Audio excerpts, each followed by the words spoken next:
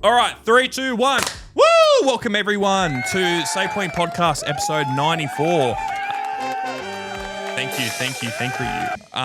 We are here with Brock. Hello. And we're here with Jacob. Sorp. Jacob's here. It's a kind of a goated one. Ben has gone on his trip. Goodbye, my lover. Goodbye, my friend. You have been the one. You're been the one who now has a girlfriend. Shout out to Ben. God, Shout out to Ben.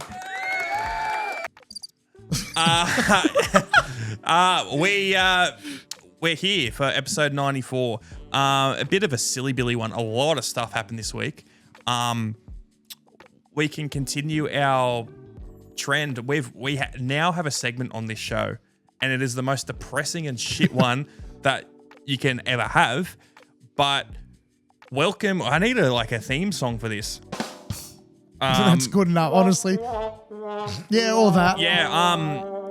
Welcome to another episode of People Missing the Point. No, that's not what I'm talking. No? He missed the point. No, we'll do something else. There's definitely some. If it's the one I'm thinking of, there are just people missing the point.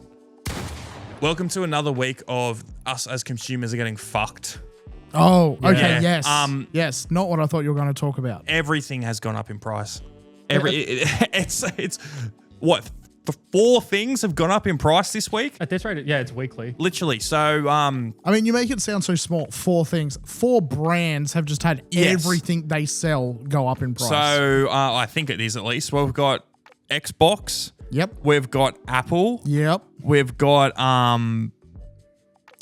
not really gone up in price, but higher price than we thought. The Steam machine. Yes. Yes. And then what else have we got in here? I feel like there was something else that I saw.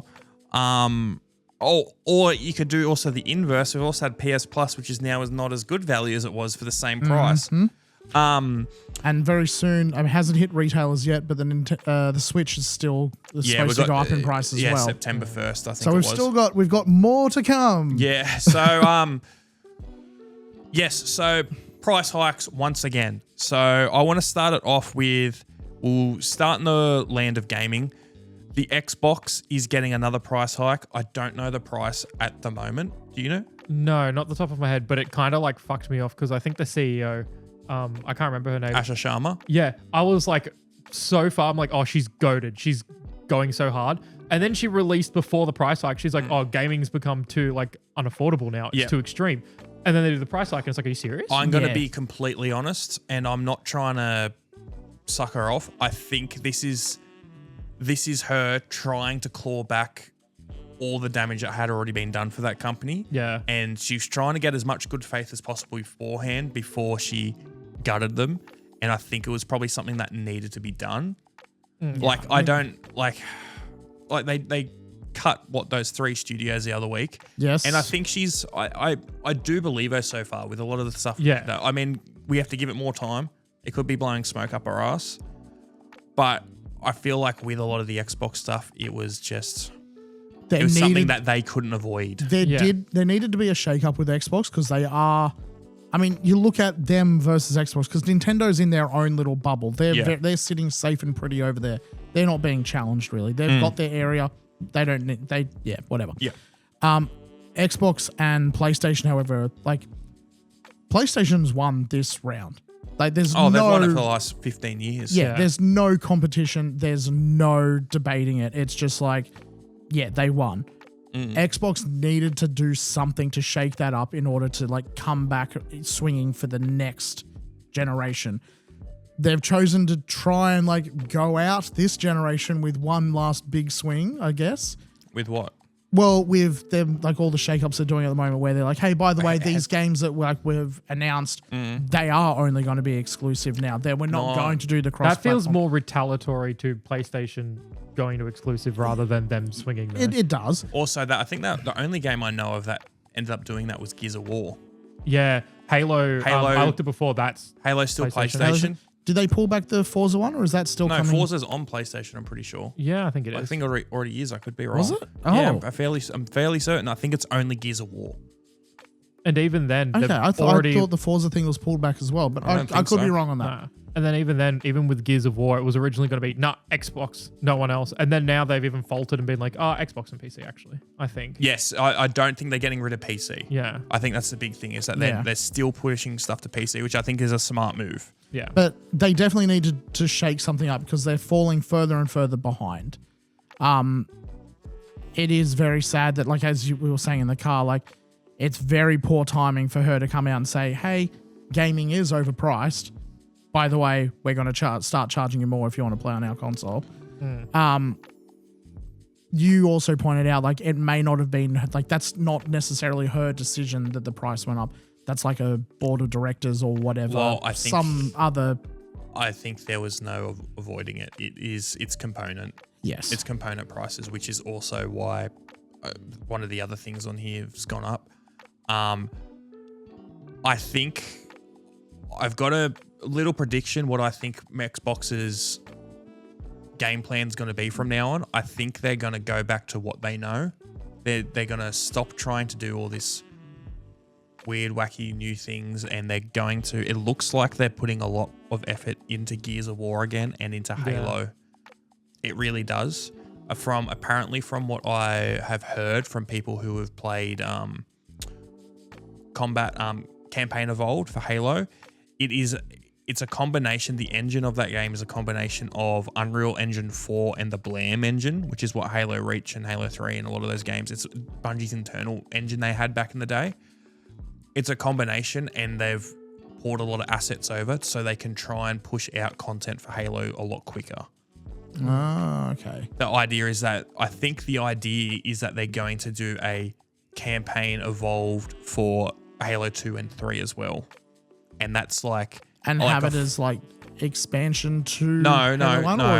New New game. And like that, this is like just in the same engine. 4, 5, 6 year game plan to try and do this. So it's like every couple of years there's a new Halo to try and bring people back, because it is, to be fair, it's a series that has been so neglected for so long, and it was at the top of the peak in gaming. Yeah. And it just went downhill. And I think they're doing that with Gears as well. And I think they're just like, we need to get back to when Xbox was good, what worked, and stop trying to do all this fucking random shit. I mean, because it's the same. Everything that I've seen for people that played Gears of War said the same thing. They're like, oh, it's literally just like Gears 2 or 3, but with like snappier gameplay, like actions and animations. So they're clearly trying to return to form, I think, after the shit show that was 5. Yeah, exactly. Apparently that game wasn't bad, but it just wasn't. It was nothing. Yeah, they just pushed. I feel like they tried to push Marcus and like a lot of the old guard out. It was a bit like Halo, where they tried to push the old guard out and like be like, you like these new characters? It's like, no, we don't. Yeah, like here's Fireteam Osiris in Halo 5, and it's like, that's a cool idea. Yeah, but it's not what I wanted. I like Buck because Buck was from the old games. I don't care about these other 3. And then it's like, I just want to see Master Chief. Yeah, I don't even care about Master Chief's team. I know. Fred, Linda, Kelly, whatever, all these Spartans that have been in the lore for years, like a long time. I don't actually really care about them because the characterization just wasn't there. Yeah. Which I think's funny. Going into Halo specifically, when Halo 5 came out and they did like it's basically teams of 4 when you're going into the campaign, they had red team, or was it blue team? I forget what Master Chief's team is, red or blue team. I think whatever. it was blue. Blue team. And then Fire Team Osiris or whatever. It's like, I didn't care. I really didn't. Even though like some of the characters, like for example, the other Spartans with Master Chief, they're people that you'd heard about, and if you read the books, they're mentioned and heavily in. And it's like, oh, this is really cool to see them in the game. I actually really didn't care. No. I like seeing Buck because ODST is amazing. Yeah. And that was cool, but it's like I didn't care about anything else with that. But then I think it's all about how you do the story. I fucking love Noble Team from Reach. Yeah. There's times I only show parts of them through the game, but he barely speaks, and he's the main character of Reach. But Noble 6, I feel like, is one of the coolest characters that I've played in gaming. And it's just all about, it's more like the rule of cool, where it's just like just doing cool things. Well, I was about to say that a lot of the Spartans prove themselves, where when you meet the new fire team, it's just like, oh, they're really cool, trust me, guys. And it's like, no, yeah, not. It's sort of like I remember this pissed me off as a kid. When Halo 4 came out, I was so keen for it. I went and played it and I was like, oh yeah, I'm playing as Chief, blah, blah, blah. And you meet Sarah Palmer, the Spartan 4, the chick. Yeah. And the first scene, she comes up and basically tries to demean Chief. It's like, thought you'd be taller type of thing. And it's like, I'm sorry, you don't push this guy as like the legend, the hectic guy for the whole time. And then you have someone come in new, be like, whatever. Like trying to tear him down to an extent. It's like, it's never, no one's going to like her.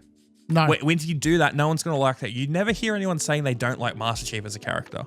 You just don't. And then you bring in this character, like from other stuff, Sarah Palmer seems like she's cool, but they just did it so wrong.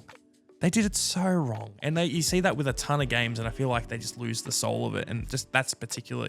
It's the sort of thing where, like, you see them do it in, I mean, we don't have Ben here, so we can't really, like, cross across to him for stuff that he's never really seen before and then make fun of him for.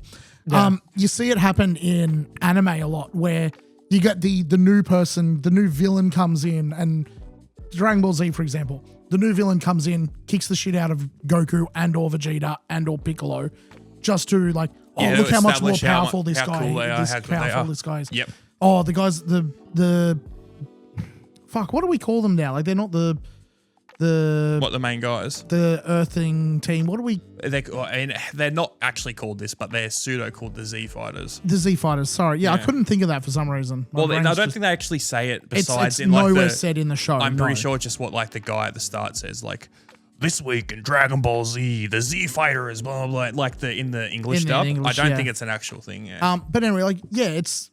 You do that for a villain. You have them come in and kick the shit out of someone to show, hey, this is... Or treat them like shit or something like that. Yeah. Yeah. You don't do it with a character you want to, hey, this is a good guy, by the way. Yeah. You don't do it with that. Unless you're trying to show them as someone who's got animosity between it in like more of a big rivalry way. Like with the admiral or the captain who's like yelling at the chief. Like, exactly. Spoilers, by the way. Fuck, what's his name? In 4, the dickhead. Yeah, like you need to decommission that AI right now. Yeah. Surrender that AI. Yeah. You do it for that to show that, hey, there's animosity here. This guy's expecting things to happen just because he's saying it's happening. Yes. I can't remember his name either. But yeah, you don't do it for someone like, by the way, this is supposed to be a good guy character. By the way, they're shitting on the character you currently play as. Like, no. Yeah, especially the first instance. It's like, oh, fuck off. And I would get that they're trying to like, hey, these are other people that have just, all they've done is heard about the Chief's exploits. Captain Del Rio. Yes. Okay, keep going. Yeah. All they've heard about is the Chief's exploits. But it's still not something that like someone would walk in and like, oh, it would be like, there's a way to do that exact line. Oh, I thought you'd be taller. There's a way to play that off and have it come across as not intimidate, like trying to intimidate and come like walking straight, like as like them making a dry remark, as them making like just a sort of a joke type of thing. Yes, like two soldiers in the background while like he walks past, like, oh, I thought he'd be bigger or something like that. Yeah. With stuff that was in the original trilogy. Or if you had like, I mean, original he dies. games. Again, spoilers, he dies in 3, but if they'd had Johnson, that's the sort of remark you could have Johnson say. It's not because he's funny how he says it. Yeah. It's not the thing you have a serious character that you want the audience to go, oh, okay, yeah, this is someone I'm supposed to trust and blah. Like, no. Quickly, I've never seen a character just accepted that they are alive when it's shown that they have died in a game more than Sergeant Johnson between Halo 1 and 2. It's explained in the books. I understand. I know that there's how he got off the ring and everything like that. But if you just play Halo 1, especially if you play it on Legendary and you see Johnson hug that elite and then the ring explodes, and then you go to Halo 2 and he's just on Cairo Station with you. He's like, smile for the cameras and like just with you for the rest of the 3 games. It's like, what? Yeah. Out of the blue. It was also, I think, the thing with 1, he was just supposed to be as Sergeant or something. He wasn't supposed to be... It wasn't supposed to be like a named character. Yeah, he wasn't supposed to be that important to the story. Mind you as well, to wrap it back, kind of. I believed that Bungie said at the time, like, a lot of the choices was just, oh, ruler cool. Like, if it was cool, it sticks. Yeah. And you know what? honestly, I think Sergeant Johnson is one of the coolest characters in gaming. He's a great supporting character. Yes, so much. I mean, Can be played serious, can be played for laughs, can be played as like slightly quirky. Works in all of them. Yes, legitimately. And like one of my favorite cutscenes in gaming is in Halo 2 when you're on the bridge with the Scorpion and dropping the tank. Yes. Yeah, dropping the tank, and depending on what difficulty you play on, which is there's a bunch of points in Halo like this, he's got completely different dialogue, and he's going off at it's Michelle Rodriguez who plays one of the Marines there, and then there's David Cross, I think it is as well. It's them two, and he's going off of them. It's like, when I was in the Corps, we got a rock and a stick, and we all had to share the rock, and blah blah blah. It's done so good, and then jumping in the Pelican's like, oh, I know what the ladies like, type of thing. Yeah, it's so good. I'm gonna replay Halo. Fuck it, if you force me to. But that's just like I think that just shows what good character writing is as opposed to when you get to 4 and 5. Because a streamer I watched recently, she made like a really good point of that, where it's like it feels like every game coming out now has to have like the one, oh, I'm a really strong girl, but I'm quirky and weird. Haha. Like they have to have like certain stereotypes or like things to fill in it, and it's like fucking hell. What was that fucking game with the chick was like, I got fucking powers. I've got powers, and it's like the Forsaken? Yeah. What? Was that the one for PlayStation that everyone expected to do really well? It was the Square Enix one. Did I just fucking do that with my mind? And it was like the cringiest. I can see the cover. It was like her on a purple background. I think it was Forsaken or something like that. Yeah, it was. Yes, was Forsaken. Yeah. Or Forspoken. Forspoken. Yeah. What a fucking shit game. Apparently the gameplay was okay, but the story was just like, oh, don't. Come on, man. Who's going to like this? Make it appealing. I feel like there's a lot of times with games in recent years, people, it's not even pushing like agendas. It's just, I want to push this idea and I really want to get it across. That is completely fine. Just make it a cool, good story. Yeah. Don't sacrifice a good experience for the message you want to put into the product. You've got to do both, or else people are going to think it's shit. And if you want a good female lead, there's definitely ways to have it as a good female. Like if you want to do it, I'm quirky and I do all this, like there's ways to do that and still have it as a likable character. Exact same way you could like have, we're going to have a male character, but he's kind of a dick and kind of an arsehole. Like there's still ways to have it, even with those character flaws, good writing, man. Have it be somewhat likable. Well, for example, I mean, going back to Halo, not a main character. In the first game, there's really only like 3 characters. It's really just Chief, Cortana, and then Captain Keyes. And Hammer. Not Hammer. Faux Hammer? What's the... Oh, Faux Hammer, yeah. But it's just over... She's very much a supporting... You support just like in the Pelican, Faux Hammer. But that's about it. And then when you jump into Halo 2, they expand the cast a fair bit. But then one of the characters is Miranda Keyes. And it's like, oh, well, you're just going to put like a chick in the position of Captain Keyes as his daughter with her. She's a great character. She's an amazing character. Yeah, really well written. They don't shoehorn it in. She's just a well-written character. Great. And that's all you need. And I feel like there's just so many games where they'll do that. It's like, we need to have a female lead or female person in this game. Like, just shove it in. It's like, just make it good. Write it good, and no one's going to care. There's a lot of people who get way more up in arms about anyone who doesn't look like them being in the game, and honestly, pull your head in, legitimately. But you can do whatever you want in game. Just make it interesting. Just make it interesting. That's all it takes. That's all it is. And I feel like people just aren't looking at the priorities with that stuff. What can you do? We were talking about the Xbox price rise. Yeah. The other thing about the Xbox price rise before we get off of it, so there's going to be a price rise for the Xbox, but the other thing is they're discontinuing the 2 terabyte model of the Xbox One X.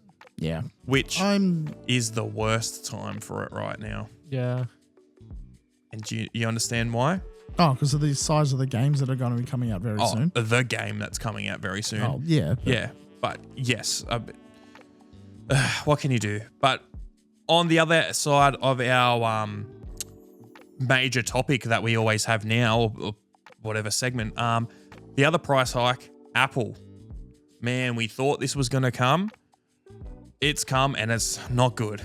It's really not good. In Australia, basically everything except for the iPhones has gone up, and they're not small incremental jumps.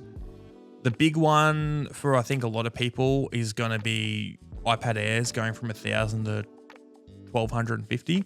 Jesus. For the 11-inch. Yep. Apple TVs going from 219 and 250 to 300 and 400. MacBook Airs going from 1,800, which was already a price rise, but it's because I had more storage, to 2,100. Jesus Christ. A lot of 16-inch MacBook Pros going up $500. It's Jesus, not good. It's not. I fully understand it. I really do, but it sucks. It really sucks. That I think this is one of the bigger shakeups in all of it. And if you want to buy something Apple, buy it now. Some of the retailers still have the old prices. Apple themselves was, yep, we're doing this in action right now. Some of the retailers are slowly putting stuff up. That's another thing. MacBook Neo, $899. It's now $1,050 for the base model one. Still an incredibly good price for that machine, but it's not as appealing as that sub $1,000 mark in Australia. If you needed like industry standard stuff, because I know Apple sometimes has industry standard gear, like you're just gonna get cucked out of luck. You're just done. If you don't have the money for this stuff, there's like no alternatives anymore for a lot of this like good gear. I mean, like Apple's still going to be your best bang for buck for a lot of like production type of stuff, but creative stuff. Yeah, exactly. But it's going up so much, and it sucks. I mean, like, what can you do? Like, I don't know. We were talking about this last week where we might think in the next like 12, 24 months there might start being a U shape of prices going down, because a lot of these people that were buying up all the storage, these like data centers and stuff, aren't maybe as profitable or good as people thought they were. Yeah, I think I did local see it. ILMs and things like that. Yeah, which I did have a website that I wanted us to look at some point that shows I mean, a lot of it is based on like public earnings and stuff that they've shown. It's not on like their private records and everything. But it's showing like the different companies, how much they've actually directly earned from AI integration. Oh, yeah. And last time I checked it, so far the only one that's actually in the green is NVIDIA. Every other business or every other corporation that's like implemented AI into their wherever in their corporate structure, it's just costing them more and more and more. Microsoft's like actively removing Copilot from a bunch of shit. Yeah. Because I think they're realizing that no one wants to buy Copilot or use it. I mean, there's people that'll probably utilize it, sure, but it's not what they thought it was going to be. No, just on like general AI stuff. You should have seen me and Laura up in arms last night when our TV restarted and they've added Gemini to the TV. What the fuck? Yeah, it's like, we didn't want this. Why the fuck is this why was this not an Gemini, show me this guy's balls. Yeah, it's like, I don't need that. Why have you added an extra step for me just to open YouTube and play whatever I want on the background? Like, I don't need it on my TV.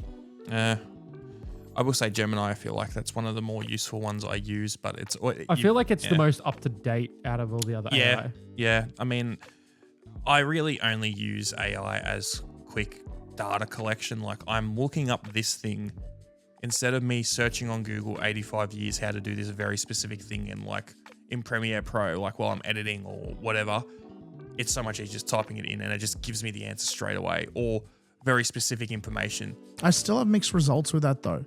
Like, I like it as a very quick, hey, I just need to know how to do this thing. Show me it. And it'll show you it. But I've had a couple of occurrences where it's like, okay, you've told me how to do it. And then I'll look at the first result underneath it, and it's from, the actual developer of whatever tool I'm asking about. And they're specifically saying in that, sorry, this tool doesn't actually support that. And then the AI is going, oh no, you can do it like this. And it's like, you've got to take it with a grain of salt and not be blinded and an idiot with it, realistically. When I've had a look at it, there's times it's just like a very specific thing on Premiere, and there's times I'm like, okay, I know it's going to tell me this thing wrong or this thing wrong, but it's helped me a ton, but that's about it. Yeah. It just saves me searching stuff up online. It is always when it's very specific. But that's the other thing, is that you're specifically gone to it It's not something that's like, hey, we've completely replaced the search bar with you can only talk to Gemini now. Yeah. It's PAL 3000. Yeah. Well, going off Apple, this isn't a price hike, but one of the other big things that happened this week was the Steam Machine finally got its price announced. Oh, it's egregious. Yeah, I mean, well, what are the Steam Machine's Australian prices? I should have got these up. Machine Australian prices. Yeah, I wasn't very happy when I saw them. I looked at them and I was like, yeah, look, I get it, but it's also just like, I don't want to get it. The Australian Steam Machine prices for the 512 gigabyte console, it is $1,609 Australian. For the 512 console with the controller, it's $1,728, and then the 2 terabyte console is $2,109, and then the 2 terabyte with a Steam controller is $2,228. That's rough. I feel like that's really rough. Yeah, at those price points, you might as well wait for a sale and get like a medium ish PC, like medium spec. Yeah, I agree, but I don't think that's the market. I don't think Valve sees that as a loss on their end, because the Steam Machine, from everything I've seen, they're trying to get into the living room space and not a PC. Yeah. And that's why it is the form factor that it is. And the other thing that I've heard from Valve and why the prices of the Steam Machines are so egregious is because they're not selling them at a loss to try and get more customers in to buy stuff on Steam. They're not trying to hemorrhage the money through the other sales, which that's what the PlayStation, Xbox, Switch, they all do. They sell the consoles at a loss to try and make money through other You're buying the revenues. software. Yeah. For the software, yeah. Valve isn't doing that, which is a good and a bad thing. It means that they're just going to try and make a console that they want to make. Mm-hmm. It's not going to be the thing that's going to be the cheapest. And, hey, we need to cut corners so that we don't lose as much money. The only other thing that I've been seeing a bit about the Steam Machine is apparently some people are not very impressed by its performance. Which, look, it's not supposed to be directly competing with a purpose-built gaming PC. No, but it's not quite what they thought it was going to be, even at that lower level. Oh. That's the thing, yeah. So a lot of the benchmarks for a lot of stuff was nowhere near as good as they thought it was going to be. I was going to say, do we have that information? I'll get it up. I saw Linus doing some. The main thing I was seeing is that it was almost like it's a bloody Steam Deck 2.0. Like, not a ton better than that.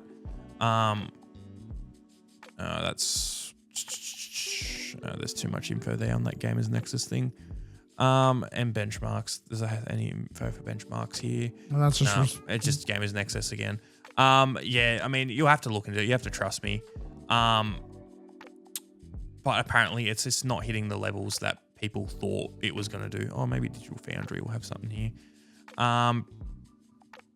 But yeah, the other thing is, apparently I could be wrong, apparently there's a chip inside or a slot inside the Steam Machine for more RAM that was obviously never utilized because the idea is that they weren't able to source it.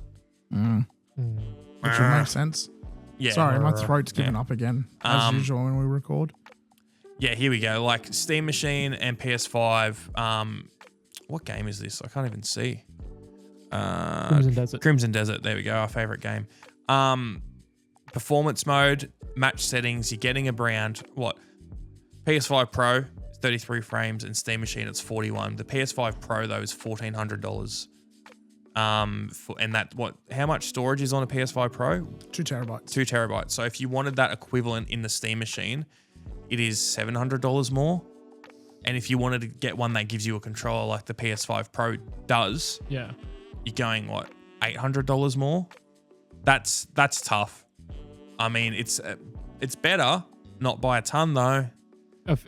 This is starting to feel more like this is a gimmicky, like when VR first came out. Yes. There was no games. It's like, lol, just get it for the sake of it. And a lot of these, look, some of the benchmarks. Are you sure it's versus a PS5 Pro? Oh, that's a base PS5. Sorry. Yeah, I was about to say. That's a base PS5. Damn, I thought it was a Pro. Yeah, look, Steam Machine specs versus the PS5 in performance mode. The PS5 is beating it by 5 frames on a lot of these instances in Crimson Desert. Beating it by 4 frames there.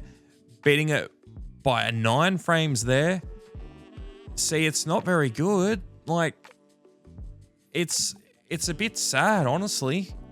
And I don't blame them. If this console was half the price, maybe. Yeah. But no, this is rough. The only way I'd buy a Steam Machine is if I had a way to link up my PC to it and basically use it as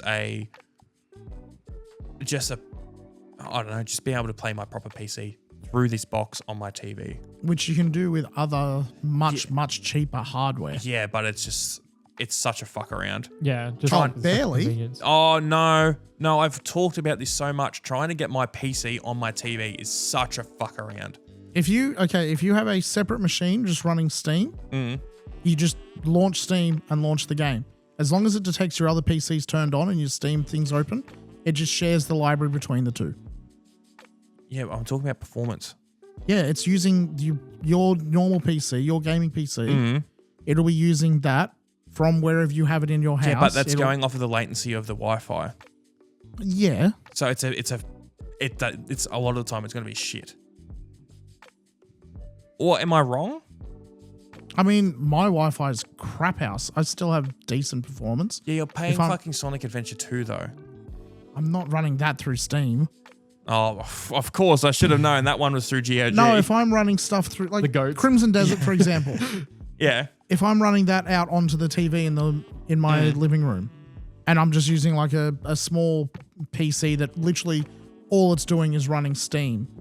There's no graphics card. There's like a whatever generation Intel chip in it. All it's doing is just streaming it from my PC in my Well, that's the same study. idea as like Steam Link. I've never had any good experience with that. Yeah, I was going to Okay. say just shit house. It's always been terrible, like extreme latency, lag, unplayable.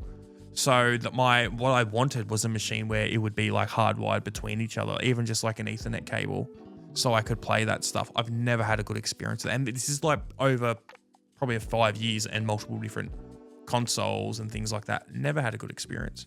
Because if that's the way to go, I will try out my ROG onto my TV, and I can almost guarantee it's just not going to work. Like, it will just have a hissy fit. If it does, I'll be over the moon. But it never does that. Okay, I've had a different experience then, but I was going to say every time I've tried it, bro, I might as well be playing a slideshow. Yes. Yeah. Yeah. But yeah, that's why I just want the PC experience in the living room. Like, I want to play Halo after this, and Master Chief Collection is notorious for just being optimized like shit for like what monitor it pops up on, and blaring in your ears as soon as you start. So yeah, that's always a pain to try and get on the main TV. I mean, mind you, with all these price hikes, if they hike up high enough, you never know. Not wrong. All right, getting off of that, because that's another thing that's sad. Let's go on to another sad thing. It makes me cry. It makes me cry. We're talking about price stuff. So Jacob brought a cool story to our attention. Not really cool, very sad. Everything will make me cry. Yeah. A lot of people don't know this. With your PlayStation Plus subscription, you actually get access to a lot of Sony movies, or like movies that Sony have got the rights to for XYZ thing. So it looks like PlayStation is deleting, and I don't know if this is only to do with the Plus, but PlayStation is deleting 551 movies from customers' accounts, reminding us nothing digital is ever truly ours. That's the article name on Kotaku, but essentially, PlayStation's deleting these 551 movies. If you've bought them, too bad. You're not getting a refund. Yeah, so because of where I work and stuff, you follow like the licensing. So any business, it's like, okay, I have the licensing to sell your DVDs and stuff. Yep. I can't remember the company that like licensed to PlayStation. They're just going, yep, you've lost the license. I think it was Canal or something. Yeah, Digital Canal, I think. Yeah. Oh, Studio Canal. Studio Canal, yeah. They're just like, yep, we're pulling. So you could have bought like Terminator 2 ages ago or something like that. And then now you just have no access to it. It's gone, no refund, no care. And it's just because Sony lost the rights. And there's nothing else. They're not going to reimburse you or anything, which is like curse. That's terrible, man. That makes it that's a really big argument for staying physical over digital. One of you said just before we started recording, like, that's the sort of thing the ACCC is likely to step into, because like there has to be something there where it's like, this, hey, at the moment looks like it's only in the UK and the EU or something at the moment. But yes, if that affects Australia, I think you're right. Because it's like the same. They're not even like, if they're like indie films or anything like that, it would suck. But we're talking like Terminator 2 and stuff. Yeah, it's and like movies like Rambo First Blood, Bridget Jones' Diary, The Deer Hunter, Terminator 2, like a lot of big movies there. Total Recall. Man, like this really sucks. This is the first time I've properly seen something like this. So every other thing I've seen similar to this has been, hey, we're delisting this from our storefront. New people will no longer be able to get this. You still but own existing owners, which I'll have to keep doing that from now on because this is proving no one really owns anything in the digital age. Subscribers. Existing renters are still going to be able to access this thing that they have paid for access to. They just can't, like, new people aren't going to be able to access it. Yes. Like, I've got games on Steam that are no longer on the storefront, but I can still download and play them because I purchased them. Oh, and according to Steam, I have I was gonna say I have, what is it, God Eater 2, but because I pre-ordered it, I have a copy of God Eater 1. You can't get it any other way than if you pre-ordered God Eater 2. Oh, okay. Yeah. Was this on Steam? Yeah. Okay. And I was like, okay, that's really sick. But like now after seeing stuff like this, or like even when the end life of games and stuff, I'm like nervous now because like, oh, what can they just pull like God Eater 1 out of my account for no reason other than I got it as a pre-order bonus? Well, like, that's why I really like still buying physical games for certain things. There's certain games where I'm buying physical, and one of them is the upcoming Metal Gear collection. I'm buying that physical because one of the games on there, Metal Gear Solid 4, like I've talked about a billion times, was locked to PS3. This is the only time I'll be able to play it on anything else. I'm buying that physical. Yeah. Because I will know there'll be 20 years from now or something, I might want to play Metal Gear Solid 4. And I'll probably still have my PS4 or PS5, or there will be a newer one that will be able to play it backwards compatible or something. And it's going to be a lot easier if I've got that there. If it goes digital and it goes in licensing hell or XYZ thing, or they don't port it to something else, I want to have that there. Which that nowadays is no longer a guarantee. It's slightly better guarantee than buying it digitally. But I mean, there's plenty of games that just like you put the disc in and nothing happens. It just goes, this game is no longer available. Are you sure about that? I don't think I've ever heard of that. Concord's one of them. Well, that's a live service game. It's different story. Yeah. Different story. I know, but the files are no longer there. You can't even access the game. Well, never mind, you can't access online servers or anything like that. The game was only online, though. That's the thing. It's like League. Yeah. Yeah. But I mean, I know, I can't remember the names of them, but I'm sure there are some games out there where you will insert that disc and it just says, this game is no longer available. There is stuff like that, but it's always live service games. Like I've seen that, but it's always live service. They're not going to say this single player game doesn't work anymore. I've never seen that. And I mean, with all the end of life stuff that they're pushing in the EU, hopefully that also won't be a thing heading forward. But still, physical media, like, what is it? Pip got me the initial D collect. I've actually got it. Yeah, you're telling me about that. And it's the same thing. I'm like, thank fuck. Because sure, we could have watched it on YouTube or something, but it's like, I just want to throw it in. And it's there. Because there will be a time, and could be 5 years from now. Like, I feel like watching all of Initial D, and it won't be anything. They will have lost the licensing, or there will be like no way to get it without torrenting for hours, and like it's just annoyingness. And it'll just be like, I've just got it here. I can just slide it in. And there's times where I don't want to have a billion discs of everything. I'm happy to go digital. Like there's a lot of upsides to having digital media. But the things I truly love and always want to go back to, I would like to have it physical. So I've always got that option. Exactly. Yeah. Well, because especially, I mean, same thing. If I lose out on like, I don't know, some indie, like some friend swap game or something, Yep. like, oh, boohoo. But like, same thing. Like, imagine losing out on Metal Gear 4. Yeah, Like, no, bruh, I have criminal. been for a long time. While we're on sad news, sad cast at the moment, Sad boy hours. it is sad boy hours because one of my favorite developers haven't been for a long time, but were one of mine. Bungie just had a massive layoffs. Yes, Oh, I actually they heard did, about this. unfortunately. Yeah. I always forget how to spell Bungie. That's wrong. But they put out a statement addressing all of it, and it was sad to read. It is very sad. So Bungie has laid off nearly 300 people from this is from its Washington headquarters alone. So essentially Bungie has gutted almost the entire Destiny 2 team Yeah. and like a bunch of people from Marathon as well. So this, I think, is just in response to, they said it was to do with the disappointing returns or whatever, the performance of the last like 4 or 5 years worth of Destiny 2 content, and then obviously Marathon. I think this is such a, it sucks that people lost their job, but why is it the people who made them the money? Yeah. I'm not saying that it should be like, oh, because Marathon shit, everyone who worked on Marathon should be gone. But maybe in the last 5 years, Destiny 2 wasn't hot shit that it was. But that's what kept your company alive for years. Yeah, that's what I was going to say. Like, if, like, barely anyone, to my knowledge, I could be wrong, plays Marathon right now. So it's like, No. okay, let it just run by like a string and thread, sure.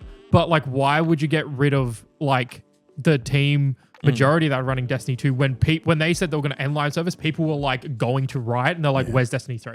Like, why would you make that move? It's insane. As of 4 days ago, at time of recording, it is at least 292 people. Have been laid off. Yep. Yeah. It's really sad because Bungie is one of those companies, and especially going back and playing some of that, the early Halo games, and then even stuff from the 90s, like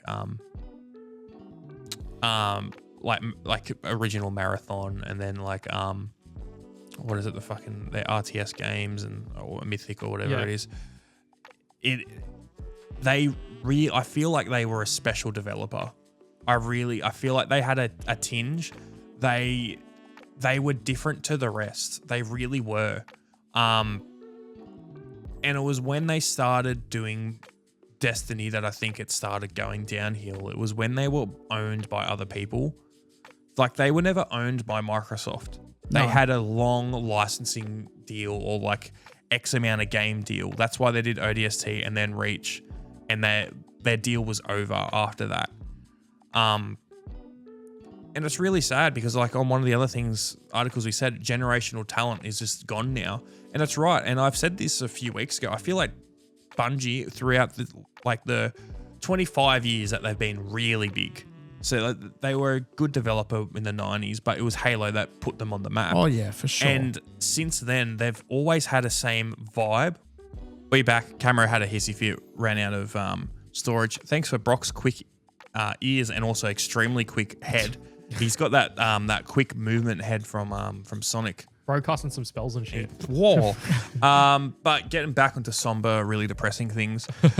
With Bungie losing this much staff, so nearly 300, and who knows, there could be more coming up. Could be more. Do we think this could be the end for them?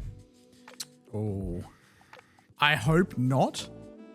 But, I mean, how big was Bungie beforehand? Is this more than half their staff, or is this... I don't know. I mean, feel like with how many people they cut, surely they would have had to like cut off generational talent. You know what I mean? Like really good people. Well, that's what they said in one of the articles, yeah. Surely. Because if, say, they had 1,000 staff and they're losing 300 or so staff, could be more. That's a big chunk of your workforce. Currently estimated between 400 to 500. That is a lot. Well, because it's the Is that after the layoffs? Oh, well, let me have a look. Previous headcount peaked at around 1,400. Mid 2016, another massive layoffs. Blah, blah, blah. The separation report suggests that total company cuts exceed 400. Oh, that's the cutoffs. 400 to 500. This follows a significant restructuring and major workforce reduction. Yeah. All right, so they've got currently possibly an estimated 400 to 500. 400 to 500 people. Yeah, which. I mean, there's definitely big AAA studios with less than that. Well, I'm pretty sure, I could be wrong. I think in the Halo days, they had nowhere near that many people. No, they had like 100 less. Maybe like that. In like, I'm pretty sure like Halo 1 days, it was like 40 people. Yeah. Like, and a bunch of them were contracted. Yeah. Like, and yeah, like, that would make sense. I think it was only up to like Reach, they might have been getting to a couple hundred people type of deal. And then they just exploded. And I feel like we've said this before, and it sucks because there's less jobs in the industry. But I feel like to make a good, concise product, a lot of the time, you need to have a smaller team. Yes. Everyone needs to be on the same page. Yeah, behind the one dream or like the one idea. Exactly. Yeah. Where if you have too many cooks in the kitchen type of feel, I think it stuffs it up a bit. At least in a lot of the experience I've seen with this. And like for example, there's a rumor that Microsoft's trying to sell Mojang. Yeah. They're trying to get rid of them. And I honestly think that is probably one of the best things for Mojang, because I feel like, depending where they are, imagine if Mojang went solo again. If they went solo again? Independent. This sounds terrible, but if they cut their staff down to a fraction of what it is now and just updated Minecraft. We don't need Minecraft dungeons. We don't need Minecraft story mode. I know it's done by other people, but we don't need people. We just need normal Minecraft and just updated it. Yep. To the speed that it used to be updated when it was 12 people. That would be amazing. That would be fucking very, amazing. very cool. Yeah. I don't see it happening. I just don't see what they do. They don't do much anymore. They've got so many people. They create 3 animals and they make you choose one because and they're like, we might do some work, but actually you delegate and tell us what we should do, and then we just won't do the rest. I mean, before they were picked up by Microsoft, they'd done Minecraft, obviously. To my knowledge, they'd only done 2 other games, which didn't take off anywhere near as much. They did Cobalt, and they did Scrolls, or whatever it was called. Did that come out in the end? I have no idea. I just know there was the big blow up with Bethesda. Yeah. Other than those 2, there might have been more, but I don't think there was. After they were picked up by Microsoft, they had Dungeons and Legends and all the other Minecraft spin-offs, none of which were anywhere near as good or as popular. I don't think anyone cares. Yeah. No. Minecraft's their big ticket. Like, why would they not focus on it? I don't know. If Microsoft does sell them, whoever picks them up, why would the person that picks them up have them focus on anything other than Minecraft? Well, it's the same thing. You got me thinking. This weekend or whatever, there's a developer that I've been following that I really like called Fun Selector. Shout them out. They're fucking hectic. And same thing. They just do racing games or whatever. They've only done, I think, like, this will be their 3rd one. The first one was just a simple like drift game, get as many points. It's like very chill, but nice. The second one was meant to be inspired from Group B Rally. It has some of the best rally I've ever seen. And they're like a team of 10. And now they've jumped even further and they're like, oh, let's do something like, what's it called? Like Snow Runner or whatever it is. Like you're 4-wheel driving with people. Like I know Absolute Drift. Yeah, that's what I mean. Yeah. Looking at them, it's like they're this small team and each project has just gotten bigger and larger and better. And like all the comments for Over the Hill, that's the one that I played, which was hectic. Is everyone being like, when's a release date? I want this now. Like they acquired, like, even though they're not big as Bungie, it's like, okay, there's a dedicated fan base ready to back them. And it's like, same thing. I guess maybe you're right, Tom, in the sense of like, maybe you just need more, like, you know, not as too many cooks. You need in the kitchen, Yeah, you just need like smaller people to back a stronger idea. Just before we move too far away from the possible Mojang sale, is Minecraft going with them or is Microsoft hanging on to Minecraft? Because I think it was Mojang and Minecraft. I think. Yeah. I don't know. I don't. surely know. have to be this is both. speculative. Well, you would think so, because I mean, Mojang and Minecraft are kind of just synonymous at this point. Who knows if they don't take Minecraft, if they don't take Minecraft with them, maybe there might be some proper updates to Minecraft, like stuff that. I mean, this game has been going on for so long now. It came out in 2009. It's about that, 17 years old, and they've done a lot with it. But also, there has been nothing that's made me want to really go back to that game. I understand a lot of like the whatever, it's not workshop, but whatever their marketplace stuff. There's a lot of cool stuff in there. Like I still need to go and play the Dragon Ball Z stuff. Yeah, I'm not spending another $40 to do like to do what a mod that is free to install can do. Yeah. Like some of those prices on there are fucking ridiculous. Oh, you're not wrong. I understand it's like, oh well, it's for the creators of the marketplace mods or whatever to get a cut, and that's more than fair. But I mean, this is a mod inside of a game. Unless it's like a total conversion, I don't want to be spending that much money on it. Like that's if the base game Minecraft, $20-$25, it's been like that forever. And to get it, well, it's like $40 now. Is it? $39.99. Are you talking about in store? No. Are you sure? I thought Minecraft's always been like $20. You're not sure? No, I'm sure that's what the price it is. What's this on the Minecraft store? Oh, there's a little block. Oh shit. I'm going to stop that. What the fuck? What did I just do? All right. That was a very cool thing, whatever just happened. Yeah. Minecraft. This is on the Minecraft website. Dig deeper. I just want to buy it. Oh, pre-order Dungeons 2. Pre-order Dungeons 2. Choose your game, Minecraft. Let's click the same thing. Let's just do it on Mac, Linux, PC. Oh, fuck, you're right. The fuck? There's an Ultimate Collection as well. I was 4 cents off. $39.95. I was 5 cents off. Man, I mean, it's a very good price for what the game is. But still, I don't want to be paying that much money again just for all this other shit. Yeah, Java Edition, you were correct on. Java Edition was always like $19 something. But yeah, I think they then when they bundled these together, from then on it was that makes sense. Makes sense. Seeing the word mine coins fills me with a rage that I cannot even fucking begin to describe. All right. Well, we'll get off that. Let's try and look at something. Bungie's downsizing. It's sad.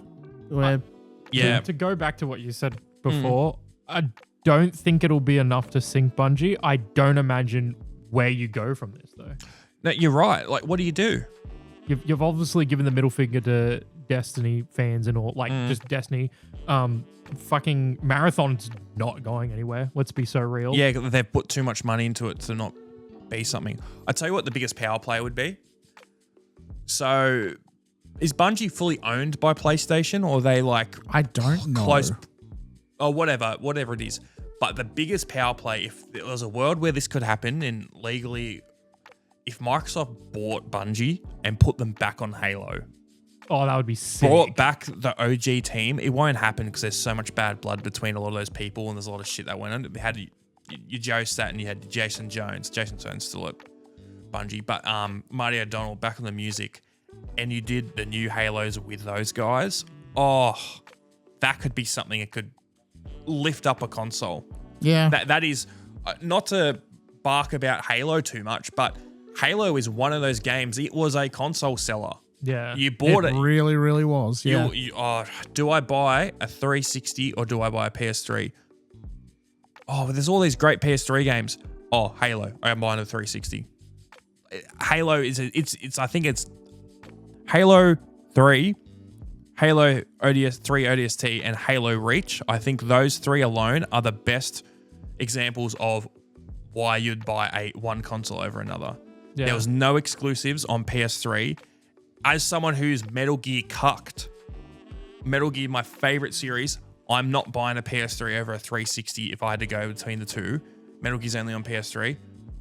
Halo is on fucking 360. I'm buying a 360. It's fucking Halo, man. I remember in the console wars when I had friends that same thing. We're like, lol, of course you'd have an Xbox, lol, PlayStation. And then the moment I'd be like, oh yeah, Halo, they'd be like, oh, it'd be really cool to have an Xbox man to play Halo. It was like Every fucking single embarrassing, one of man. my friends, bar one, I think. Every single one of my friends had a 360. And a couple of people had a PS3 as well. But I can't think of a single person that just had the PS3 other than one. I had a bunch of mates when I went to high school. A lot of my mates who went to a different primary school than me all had PS3. Yeah, Really? same here. Okay. Clowned on me for playing Halo. So it was like, oh, we're playing COD. Playing Halo, stupid, like having debates about this game, like that's better than that. I had the mates I went to primary school with, we all had 360, so we all played the fuck out of Halo. And there was times when I was a kid, it's like, oh, I sort of feel like I wanted a PS3. And never got to a point where I really wanted one. PS4, 100%, there was no reason to buy an Xbox One. Yeah. And you know what? I think the biggest reason for me that was, as someone who used to be a Xbox fanboy, Halo 4 just wasn't what I wanted. I'm like, why am I going to kneecap myself and get the console that my mates don't have? I'm going to get a PS4. Why would I buy an Xbox One? Halo 4 was meh. If Halo was still going strong, I'm getting another Xbox. No one's saying that. No one's been like, oh, I'm buying an Xbox One because Halo 5's on it. Yeah. No, now that you've said that, it's the same. All my friends were PlayStation except for bar one. He was Xbox 360 with me. And then same thing, when Halo 4 and that was announced, we just jumped to PC. Yep. That was the end of that. Halo 4 was just meh. It's so meh. It's not bad, but it's... I've played it through the Master Chief Collection. It doesn't feel like the same vibe at all. Apparently, I heard this last night. I was watching a hidden Xperia video. He's like a big Halo creator. I've been watching him for years. It was like a facts about Halo video or something like that. And he was talking about, apparently there was a build of Halo 4 that was very reminiscent of the old games. Got really, really, really good reception from playtesters, and they scrapped it. Damn. And they were like, oh, COD's a big thing. Let's try and make it more like COD. Oh, why? Yeah, and then it's made the soul of that game. Also, I'm going to defend. People give shit to Halo Infinite. I really enjoyed that game. It was good. Very, very different. I really enjoyed it. It was really fun. It wasn't like original Halo, but it was a new spin with some cool ideas on it. Yeah. The story was not my favorite. It wasn't bad, just wasn't much going on. It was a great game. I was going to say, I had fun. Like, I would say I got my money's worth with that with like friends or multiplayer. Yeah. I haven't played it in probably about 4 or 5 years, but I think I'm going to go back and replay all of that. Some really cool scenes. It was just good in general. But, oh well. We'll go off that now. We've got so much to talk about. One of the other things on here, how the fuck have we not talked about this yet? GTA 6 pre-orders. Yeah. They've gone live. Jesus. Yeah, so let's get the cat out of the bag. Where do we start? Last week we said, do we think there's going to be a midnight launch for GTA 6? And we're like, yeah, surely there will be. At the time, we actually knew, and I don't think we were really allowed to say, but just to be safe, we knew that there was going to be one. Yep. Since then, I don't think that's going to happen anymore. No, a couple of retailers have pulled back from saying that there's going to be. A couple of American retailers have just completely pulled out and said, we're not selling it because there's no point. They're not selling it. So for people who didn't know, everyone and their mum knows this now though, but GTA 6 is download digital only. There is a physical copy. It's just a code in the box. Yep. This is, I think, an extremely smart move on Rockstar's end, and also it sucks at the same time. Smart move because it is going to save them so much money. They are the only company that I think can pull this big dick move and make like people who hate digital buy digital. Yeah. Because they're saving money on this production. They're saving money on just all of the manual labor of getting the games out there, all the manufacturing of it, just having it as a digital game. Also, it is $129 Australian. I think the limited edition is like $150 or something like that. It's $80 American, $100 for the limited edition or collectors or whatever it is.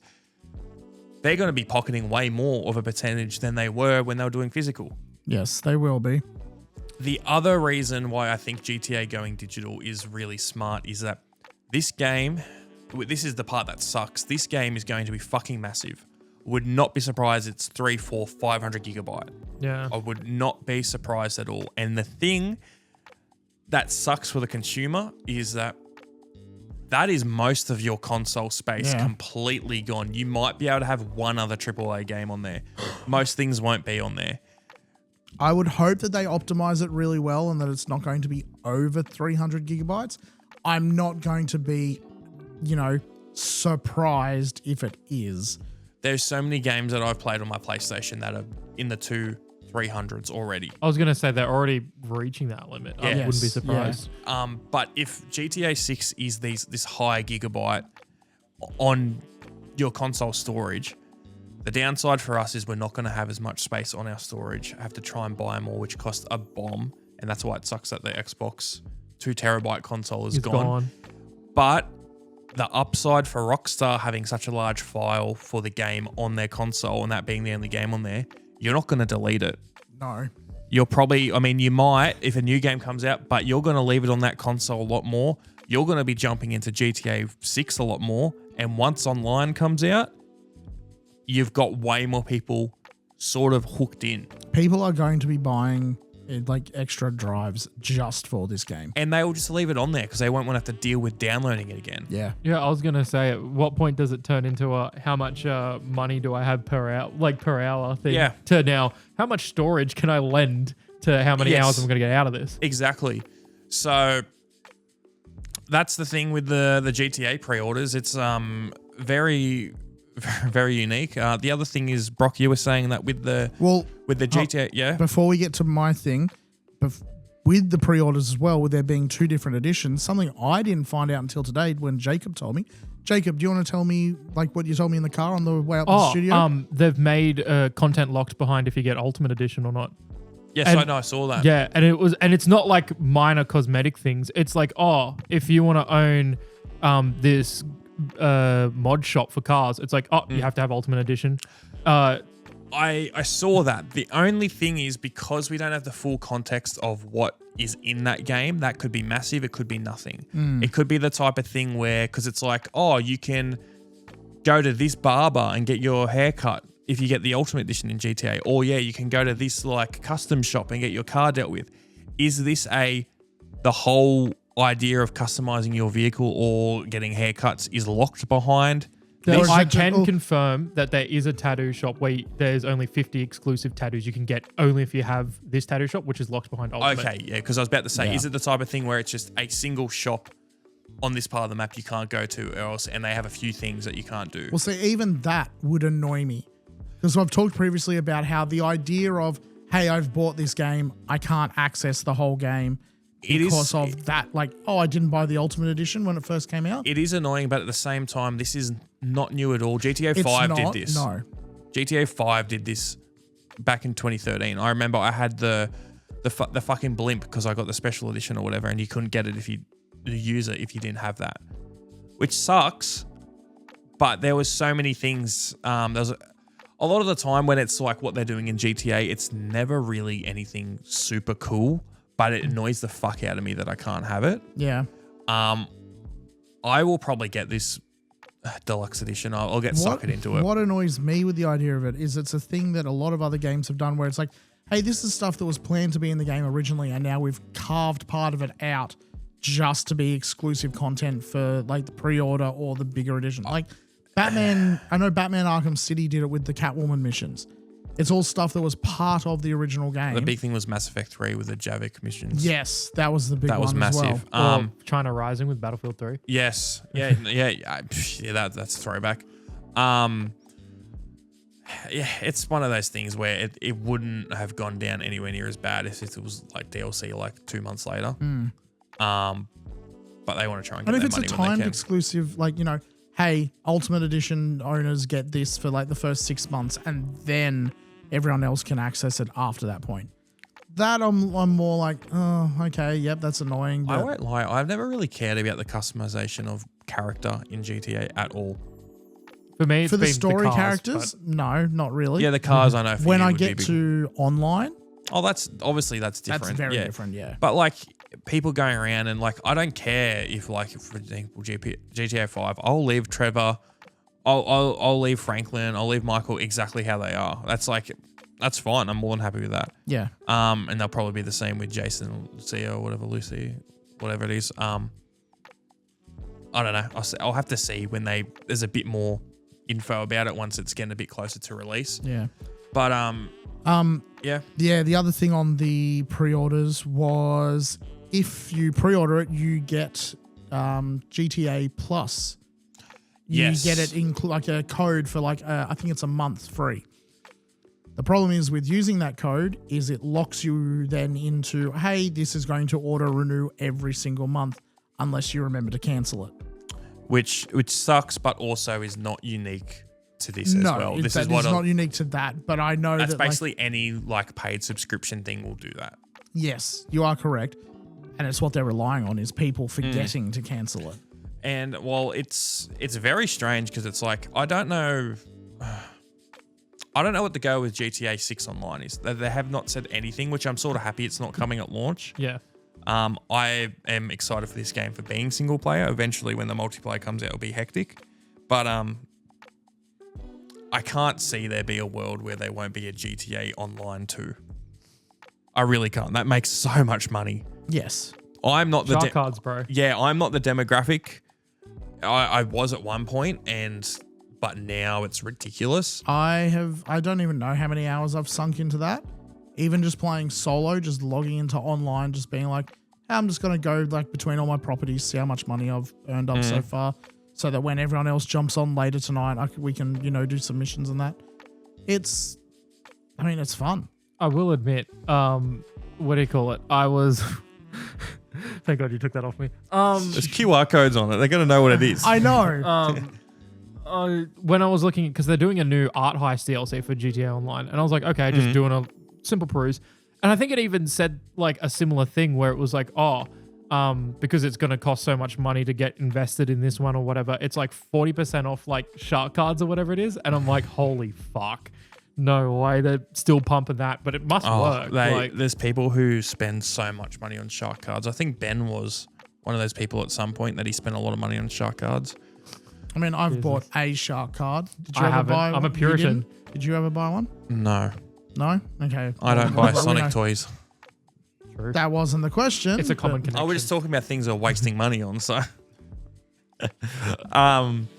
But no, I don't think there's been very limited times I've ever bought like an in-game currency.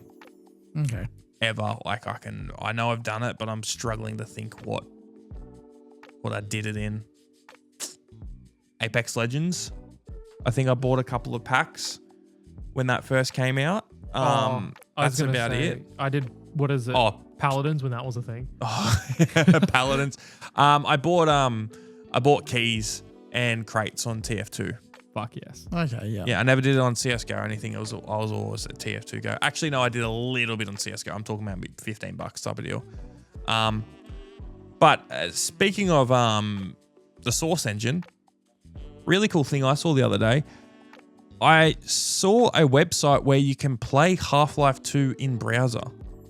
You did tell me about sick. this. Yes, this is very interesting. There's a website, I forget the exact URL, but you just type in Half-Life 2 browser. It is the entire game of Half-Life 2, all in browser. You can save your progress, continue it. It runs roughly, just rough estimate from my eyes, like just under 30 up to about 60. Doesn't matter what computer you're on because it's all going through browser. Some of the textures are a bit how you're going. 100% playable. Like the character model's eyes are a bit. I would have a feeling that like the performance of the computer would affect it somewhat.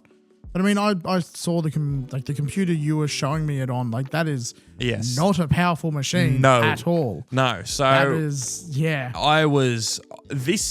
the fact that you can play Half-Life 2 inside of a browser, if I was a kid, if this was a thing in the mid-2000s, oh my God. Oh, if this was a thing when, I mean, to be fair, if this was a thing when I was at high school, like it would have been banned immediately. Like, I'm surprised it wasn't blocked on yes, the work on the one computer you that I showed me. looked at it on. But it's crazy what you can do in browser now. I remember during lockdown, COVID, at our work, I was there and I found a mod to play a modded version of Half-Life 1 through a browser, and I thought that was the coolest thing ever. And that's what I was doing on a bunch of the computers, because I mean, there'd be nothing going on at work, and I was playing Half-Life 1, and I was like, this is so cool. Now I can play one of the best games of all time just in a browser. Yeah. That's insane. I mean, there's a bunch of browser sites where you can play stuff like Switch games. You can play like Game Boy games and that through as well. That's always been. I was very going to say, different. like, because same, I always hear, oh, they got to make fucking Doom on a Samsung fridge. And I'm like, at what rate have we not got Doom to run on anything? Like, that just feels the same. But when you say that, I'm like, okay, what else can we get to work on browser? That'd be sick. Yeah, because I mean, I feel like Half-Life 2 is like, it's a proper game. Yeah. So, what's this? Where is it? Oh, yeah, it came up like straight away when I looked up last time. It's got a link in here. A 3-month project from a teenager apparently did it. Where is this? Because you were telling me how he did it. Like, and was it like you were telling me Doom 3 in browser would be because sick. you could play Portal I would through froth that. Apparently there's also a version you can play Doom 3 in browser. Oh, fuck yeah. Well, we're finding out this live.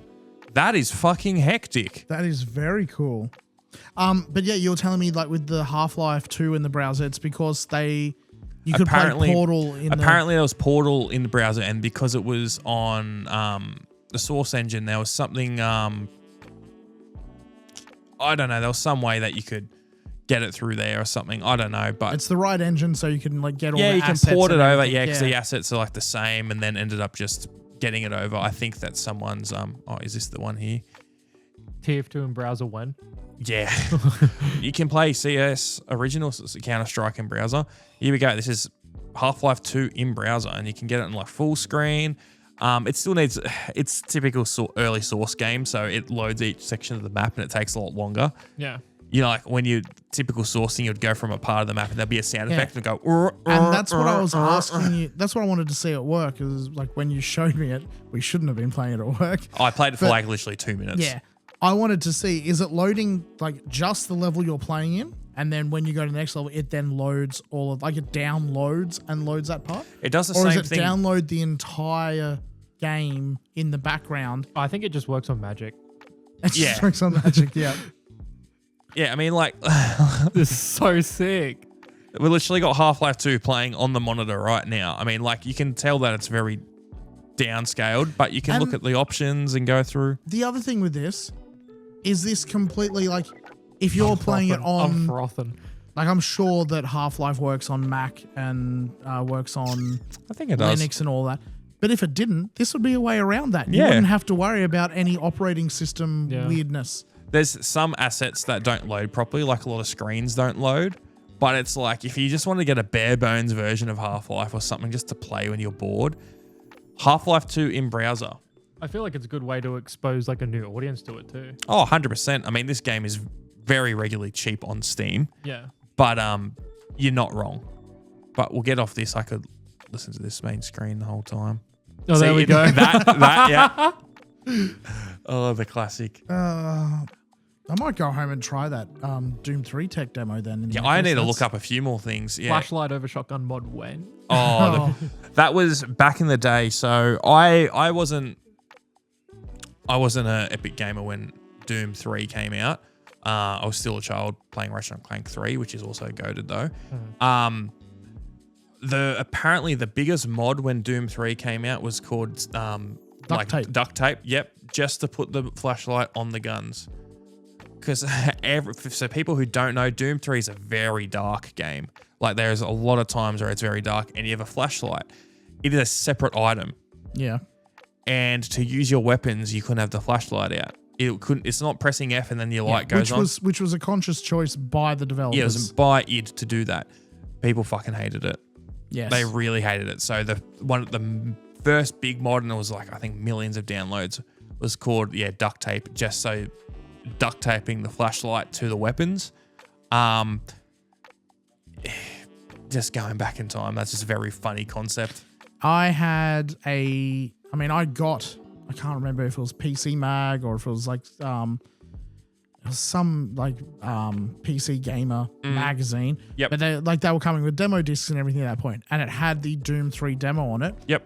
But it also had a bunch of Doom 3 mods that you could like add to the demo. Oh, interesting. And the first one on there was the duct tape mod. Yep. And it was the second you install the game, like you play that first level, and then you're just like, oh, I'm gonna look at those mods now. You just gave me a bit of nostalgia there. So back in the day when you'd get demo discs from magazines, the PC gaming ones would put out demos and games, but they would also put mods on it. Yep. I forgot about that. I think on the other side, I could be misremembering this because actually, no, I am, because they came out at different times. There was the Doom 3 one that had all the mods for that. And I got one for Skyrim as well. Had a bunch of Skyrim mods even that on it. late. Because I played one that was for Half-Life 1, and it had a mod on there called They Hunger. And it was a zombie mod. It was like really big back in the day. And I think I got one for Brain Bread, which was also another zombie mod for Half-Life. Man, nostalgia playing those old source mods. Fucking hell. I will admit, I miss, like, my dad used to get a couple of PC magazines, and one, like, they'd come with the discs of, like, hey, here's all these trials of, like, random programs and all this, blah, blah. And quite often they'd have game demos on there. Yeah. That is, like, I remember getting the Jazz Jackrabbit 2 demo on one of those. There was Terran Alliance, there was, like, X-Wing vs. Starfighter. So many games on there.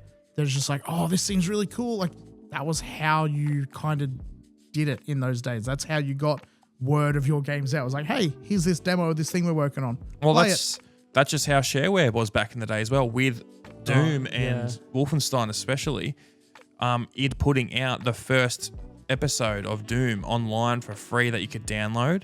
Yeah. Or they would have it on little floppies that they would send around, and if you wanted the rest of the game, you had to call in. Or you had to send them like a cutout from a magazine and with like a check. Send a check to this address. Yep. And then they would send back the rest of the episodes of Doom. Like, it's a very different time to what it is now. What it is now, yeah. We just walk into the shop and be like, that one.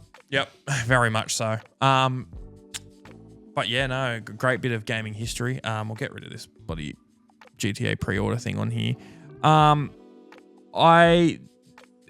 Actually, staying on GTA and getting into our other topics, I saw people online legitimately getting angry. People online were getting angry, saying that GTA has stolen Game of the Year this year. What does Can that you say that for a game that is not out yet? Not yet. Yes, exactly. So this was in relation to people talking about Crimson Desert and thinking that Crimson Desert isn't getting its flowers because GTA is coming out this year. Those are two very different games. Very different. But I think it's the type of thing where maybe the people who really like Crimson Desert they really wanted to get its time to shine. And that's translating into fuck GTA or this unfair, blah, blah, blah, which I don't think they've got a leg to stand on. It's not like Rockstar just gets a pass to make something good. They put effort in to do it. But also, Crimson Desert has had its time to shine. I really, really enjoy Crimson Desert. It's installed on my computer. I need to go back and play. I'll probably restart it from the beginning. How many hours you got? I don't remember off the top of my head. It's not 400 hours because I have a full-time job. Well, we'll talk about that in a bit. Yes, we will. Yeah. We very much will. I was gonna say, it could be potential that GTA 6 launches and it's shit, and Crimson Desert is. Which we were saying that's going to be the best. It won't happen, but it would be fucking funny if it did. Yeah. But that's what I mean. Like, who knows? You never fucking know, really. Crimson Desert could still top out, but just let time decide. We're not there yet. Fuck. No, and I mean, Crimson Desert's time to shine was the 2 months after it came out, where it was like people were going crazy for it. It was selling out everywhere. That's its time to shine. Yeah. It was shining. All right. Well, I mean, let's be thankful that Crimson Desert isn't put down later down the line because they have what is it, Godzilla, with all monsters being released. Oh, yeah. Bro, that's just gonna win. That's gonna landslide. Call it now. we may as well go into this other topic with saying this. So, Yeah. I think the most polarizing game in the last 5 years that I've seen has been Crimson Desert. Yeah. This game, you either love it or you hate it. I'm more on the side of love it, honestly. You are as well. Have you played Crimson Desert? No, but I do know what you're talking about there because I have, if I open up my Steam right now, chances are there's 3 people playing it. Yes. And the thing is I really like this game, but the level that I like it is not even a fraction of the people who really love it. So, yeah, Crimson Desert I think is probably the most polarizing game I've seen in so long. And the reason is we put up, this is a bit of clipception, but we put up a clip about a week and a half ago saying, what games do you regret buying for whatever reason? We've got a fuck ton of comments. We've got 5,000 comments between TikTok and Instagram. And the game that kept popping up the most was Crimson Desert. We did another clip talking about how Crimson Desert was the one that popped up a lot. Yeah. And that was just it. We said hey, this game popped up a lot. We didn't say it was the only game that popped up. It was but just that the was one what that was mentioned the in most. The clip. We got about 500 comments on that of people going ballistic about it. There was a lot of people still saying, yep, I didn't like this game at all. A lot of people saying it's the worst thing ever. Come on, it's not. No. A lot of people saying Crimson Desert is the best game of all time. You don't know what you're talking about. And almost attacking us, going off at us. You're shooting the messenger. I like the game. I like the game. You're playing it wrong. Yes. It was actually me and Ben said, we feel like the reason that a lot of people don't like this game is, and you said as well, it front loads you a lot. It has a lot of bullshit that just shoves in your face that people don't want to deal with if they're probably a bit more short on time than others. Yeah. And they don't want to have to no life the game to really get into it. That triggered people hardcore.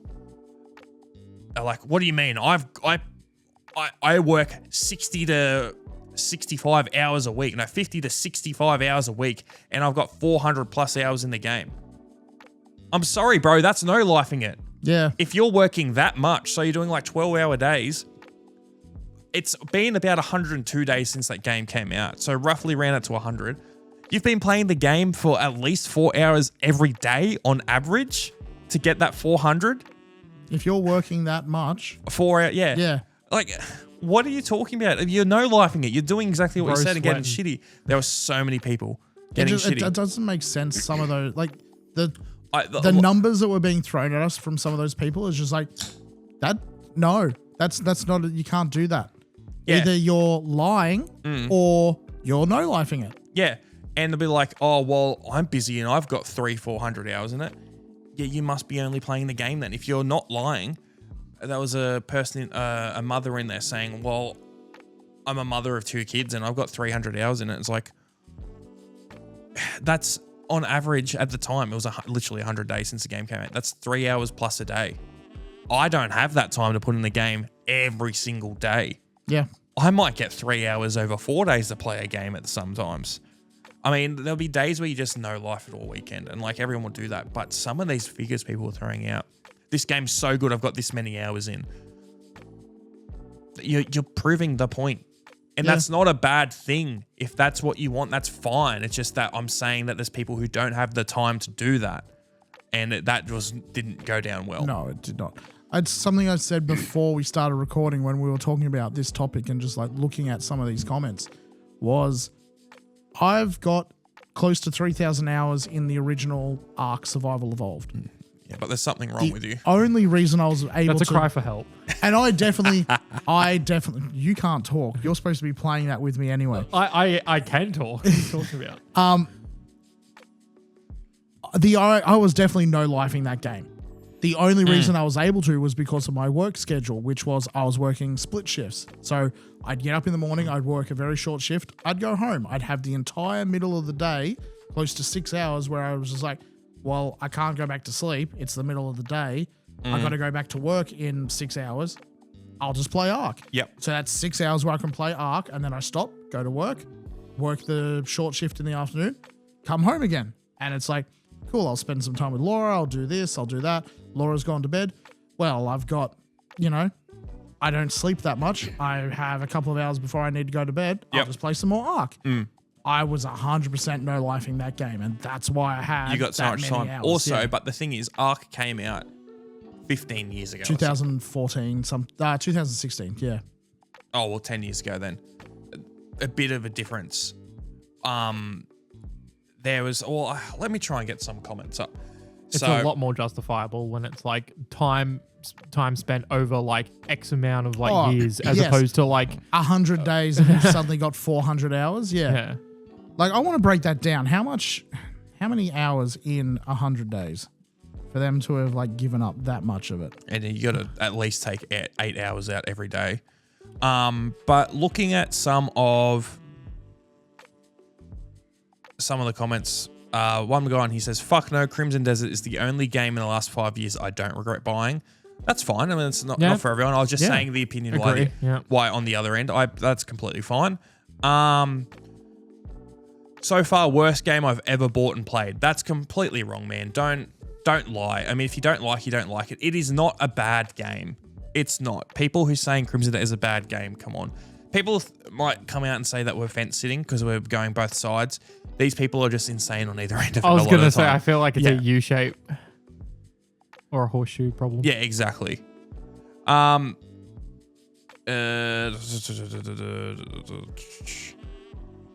Yeah, people being like, bro, the Crimson Desert hate/cope is so embarrassing. Y'all gonna keep saying how bad you think it is and always be 100% better than anything you're currently playing. Bro, the Crimson Desert love is just forced, bro.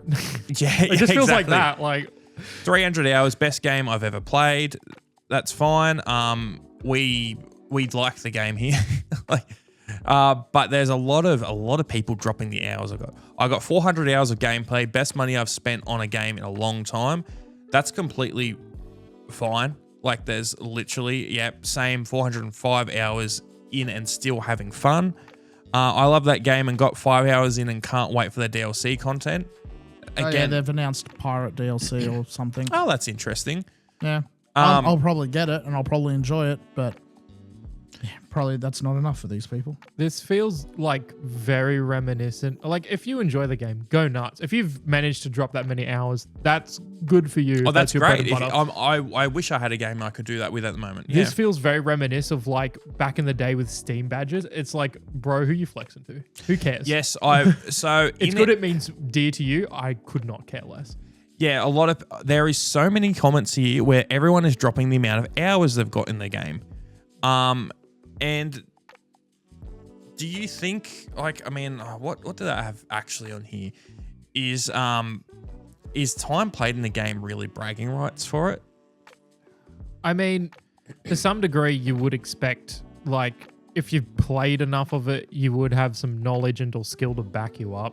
But realistically, probably not. It just to me sounds like it means a lot to you. Cool for you. I don't care. I mean, I know Ben would probably be saying about how many hours he's put into Rocket League, and he does not consider that bragging at all. He considers that time wasted. At some point, it reaches sadness. Someone could come to me and be like, "I've got 10,000 hours in League and I'm platinum." Like, that's so cool for you, man. Who cares? But you're putting hours into a thing you're passionate about, and I'm really happy that these people are enjoying Crimson Desert this much. I would love to enjoy Crimson Desert this much. I just have other stuff I want to do more. Yeah. I'm just saying there are people that also really enjoy playing like League of Legends and Dead by Daylight, and I feel like that's a hostage situation. Yeah. Oh, I mean, I don't hear anything good about the Dead by Daylight community, like at all. Yeah. There is another comment I saw on us talking about saying that not everyone was into Crimson Desert, was saying that you're not a real gamer. Like, this is the game for real gamers. I saw that comment at least 20 times. People bringing out only real gamers like Crimson Desert. And, like, it is very reminiscent of the console wars. Yeah. Which I felt was very, like, schoolyard. no, I'm better. No, I'm better. No, I'm better. Like, you're stupid. You smell, blah, blah, blah. It's just very... Yeah, welcome back to 2004. Yeah, very childish arguments. And it was very strange. It's like, again, we didn't say the game was bad. We just said that... All three of us said that we liked the game. Yeah. It's just that we understood that other people didn't like it for XYZ reason. Yeah. And there was so much hate. I don't know why there's so much champion and just dick sucking for Crimson Desert. It's a good game. So I don't think it's just Crimson Desert. This is the first game I've seen in ages that we had a I will very agree with that mentality. No. We had a very similar question, very similar conversation about Expedition 33. You used those exact same. It's a very polarizing game. You said those exact same things about how everyone either loved it or hated it. I'm not seeing these type of comments for that though. I was gonna say people can be like, oh, I loved it or whatever, but nothing to the point where they're like, lol, skill issue, lol, 400 hours, don't have that, lol. I mean, look, I'm sure those comments are out there. I'm sure those people are out there saying those things. They just didn't say them to us because we didn't go through and say, hey, we liked the game, but... exactly. Yeah, and they took that personally. I love Crimson Desert. My major complaint with that game is this: I think the combat can be very bland. There's a lot you can do in it, but you can just press a button, hold it, and it will just keep doing combos, and it's not super fun to me. Don't rip my head off for saying that. I just don't feel like that's super fun. If it had just a little bit more like Arkham style, you're also very early in the areas as well. Like you got a good portion through it. The combat needs to be mixed up later on because like the enemies will just begin. I still don't like the idea of holding it. It feels like it is very much just reminiscent of it being Black Desert Online or Black Rock Online or whatever the fuck it was. Black Desert. What's Black Rock? Is that an anime? Black Rock. I feel like it is. Probably. I was gonna say Black Deserts might as well be an anime. Yeah, exactly. But it feels like very much reminiscent of that. Oh, it looks really cool and flashy, but it's like me just pressing F1 on my keyboard to do whatever, fucking attacking an MMO. Like I'm not doing it really. I'm just pressing. Oh, do that. It doesn't feel as immersive with it. The game is great. Don't get me wrong, but people will bring up these arguments. I don't really like this thing, but I really like it. You're wrong. You're stupid. I've got 500 hours. It's the best thing ever. That's okay. Don't have to attack this other person. It might be the best thing ever that you have experienced so far. Doesn't mean it's the best thing ever for everyone. Like, it's cool that you're really good at that and, you sunk so many hours. Do you have 12 million power in Rise of Kingdoms, though? Yeah, honestly. Think so. Yeah. Didn't think so. Yeah, let's talk about the real stuff right now, yeah. You're going to get some brutal comments. Bro. Oh, well, what can you do? I mean... Can't play them all. He doesn't have 500 hours in Crimson Desert, so fuck him. But going back to the actual other question is, do you think hours in a game are bragging rights or gives you a better opinion on a game? No. Yeah, I think yes, but I'm talking like very entry level. Like you need to beat a game. Like you can't have half an hour in a game and feel like you've got the same opinion as someone who's beaten a game. I think like... But when you start getting to like insane levels, I know what you mean. Yeah, I don't think... No. I think it's like you can tell you're not going to like a game within half an hour. You can... Like some games take longer for them to click with you, and good on you for giving it that... I didn't like it in that first half hour. You know what? I might have been having an off day. I'll give it another go. Oh, after that first half hour, it actually really opens up and like it flows well, blah, blah. Cool. I think once you get past a certain point where it's like, hey, I've got close to 3,000 hours in Ark Survival Evolved. That's like, well, that's 3,000 hours you could have spent doing literally anything else. Without sounding too much like... It might not be considered a waste of time to you, but other people are going to look at that very differently. That was a waste of time though. Without sounding too much like a broken record, it is okay to like a game. It's okay to like something that other people don't. And it's okay if other people don't like something you like.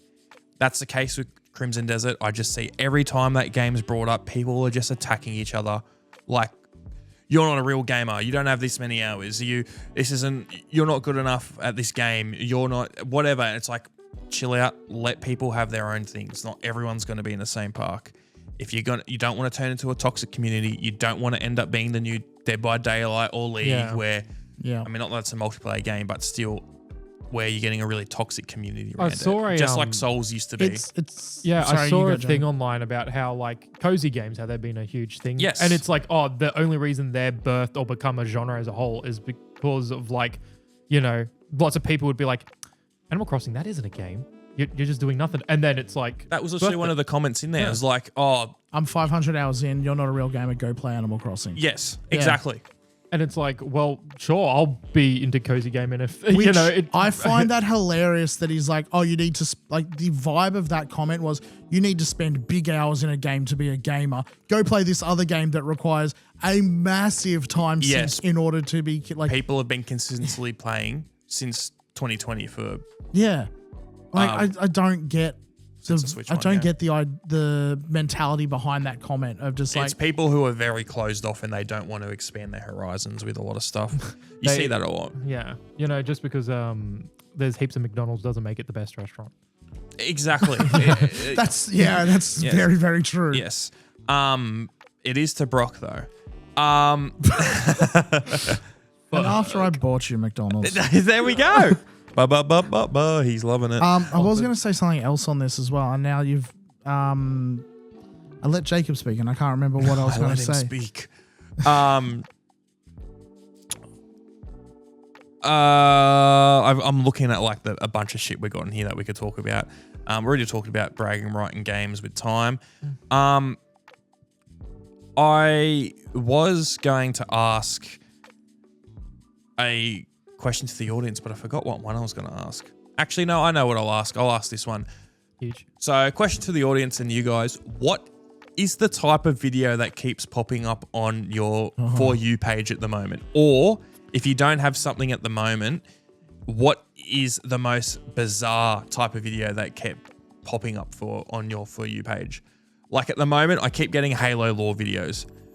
The type of video that always claws its way out of hell back onto my For You page, like every couple months, is either young Sheldon or the fucking George and Mandy's first wedding or whatever the fuck it is. Like the Big Bang Theory spin-off shit. It just keeps coming back. That in a while, but it did keep getting recommended to me through YouTube Shorts, and then it disappears. And now that you've said it out loud, it'll probably be there by tomorrow. Yeah. The one that keeps coming, like I get a lot of... because I watch a lot of D&D live plays and that. So I'll get a lot of clips from those, particularly Legends of Evantris. Yeah. But one that like I don't go looking for any of these, but it ends up in my shorts every single time is comic book breakdowns and that, where it's like... I haven't had those in ages. I used to get those all the time. Batman goes and does this, but he finds when the thing... And it's just like, why is this being recommended to me all the time? The CBW Flash show keeps popping up. And oh, it's just you like, poor thing. I've never watched any of this. By this point, I've seen enough of it that I may as well have. But it's just like I don't understand why so much DC content. And I like Batman. I like Green Lantern. I like Green Arrow. I don't need it in like just thrown at me so much though. I'll go find it myself when I want to watch it. Yeah, no, for me it would have to be like Warhammer Fantasy. I don't know why, but like every now and again I'll play like Warhammer Total War. You know what I mean? Just for the lols, maybe for a week and then I'm done. But like pretty much like every week at this rate, it'll be like, here's the lore behind this character from Warhammer. And I'm like, what the fuck? I'm actually, now that you've said that, I remember I'm getting some like Warhammer stuff popping up every now and then as well. I have to wonder how much of it is what? Nothing. I have to wonder how much of it is like I know Facebook was doing this. I don't know I'm assuming Google is as well. How much of it is down to like Google has, hey, here's the data for Thomas, the person. Don't dox me like that. I'm not saying your name. Full named him and all. YouTube, Google has the data for, hey, here is what Thomas, the person, likes. Yep. They can see because of like you're signed into Google, you're signed into Chrome, whatever. They can see, hey, we can see that he interacts regularly with this person. He regularly interacts with this Jacob person, blah, blah. Jacob's interests are XYZ. Let's start recommending some of the Y stuff to Thomas, see if that sticks. Because I know Facebook did a thing where like they could see hey, you have all your likes and everything on here. We'll start recommending to other stuff. I talk to you on Facebook. If that was a thing, I'd be getting some fucked up shit on my For You page. Yeah, I was gonna say, not to throw shade or nothing, but like I talk to you. I don't think I've gotten anything revolving around like Sonic or Ark or any of that. Like in my advertising or recommending. I don't or like remember femboys or like all that stuff that you're classically known to like.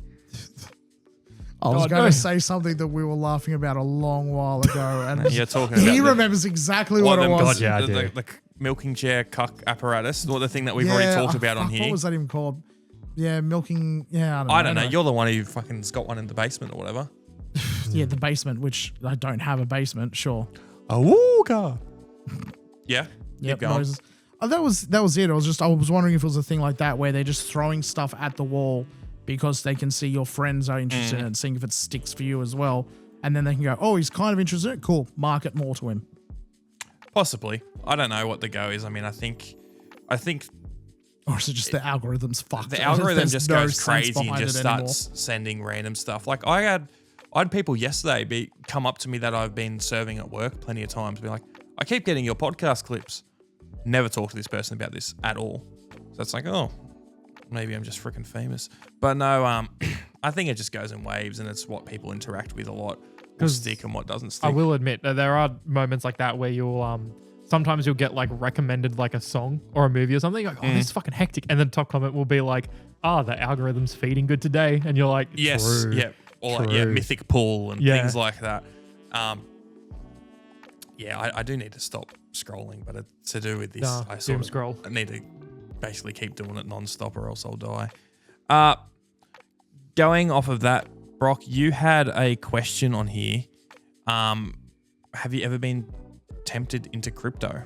Yeah, I had a customer just recently come in and start asking whether we carried like crypto wallets and stuff. Yeah. And I mean, it's not something I think any retailer in Australia carries, honestly. We do. We do? Yeah, we do. Oh, okay. There you go. Not in store. That may need to be cut. We work in retail, and I said we work in a store. We better cut that. No, just full doxing. Never mind. Yeah. But it made me start thinking like they're acquaintances. I call them acquaintances. They're not really friends. Fuck you. Well, no, they're people I know through other people. But Okay. Anyway, I know of a few people who went big into crypto, like went all in on like, oh, I'm going to buy a mining rig and I'm going to do all this and I'm going to pay all my power bills with it once it starts paying out. And some of them did better than others, not many.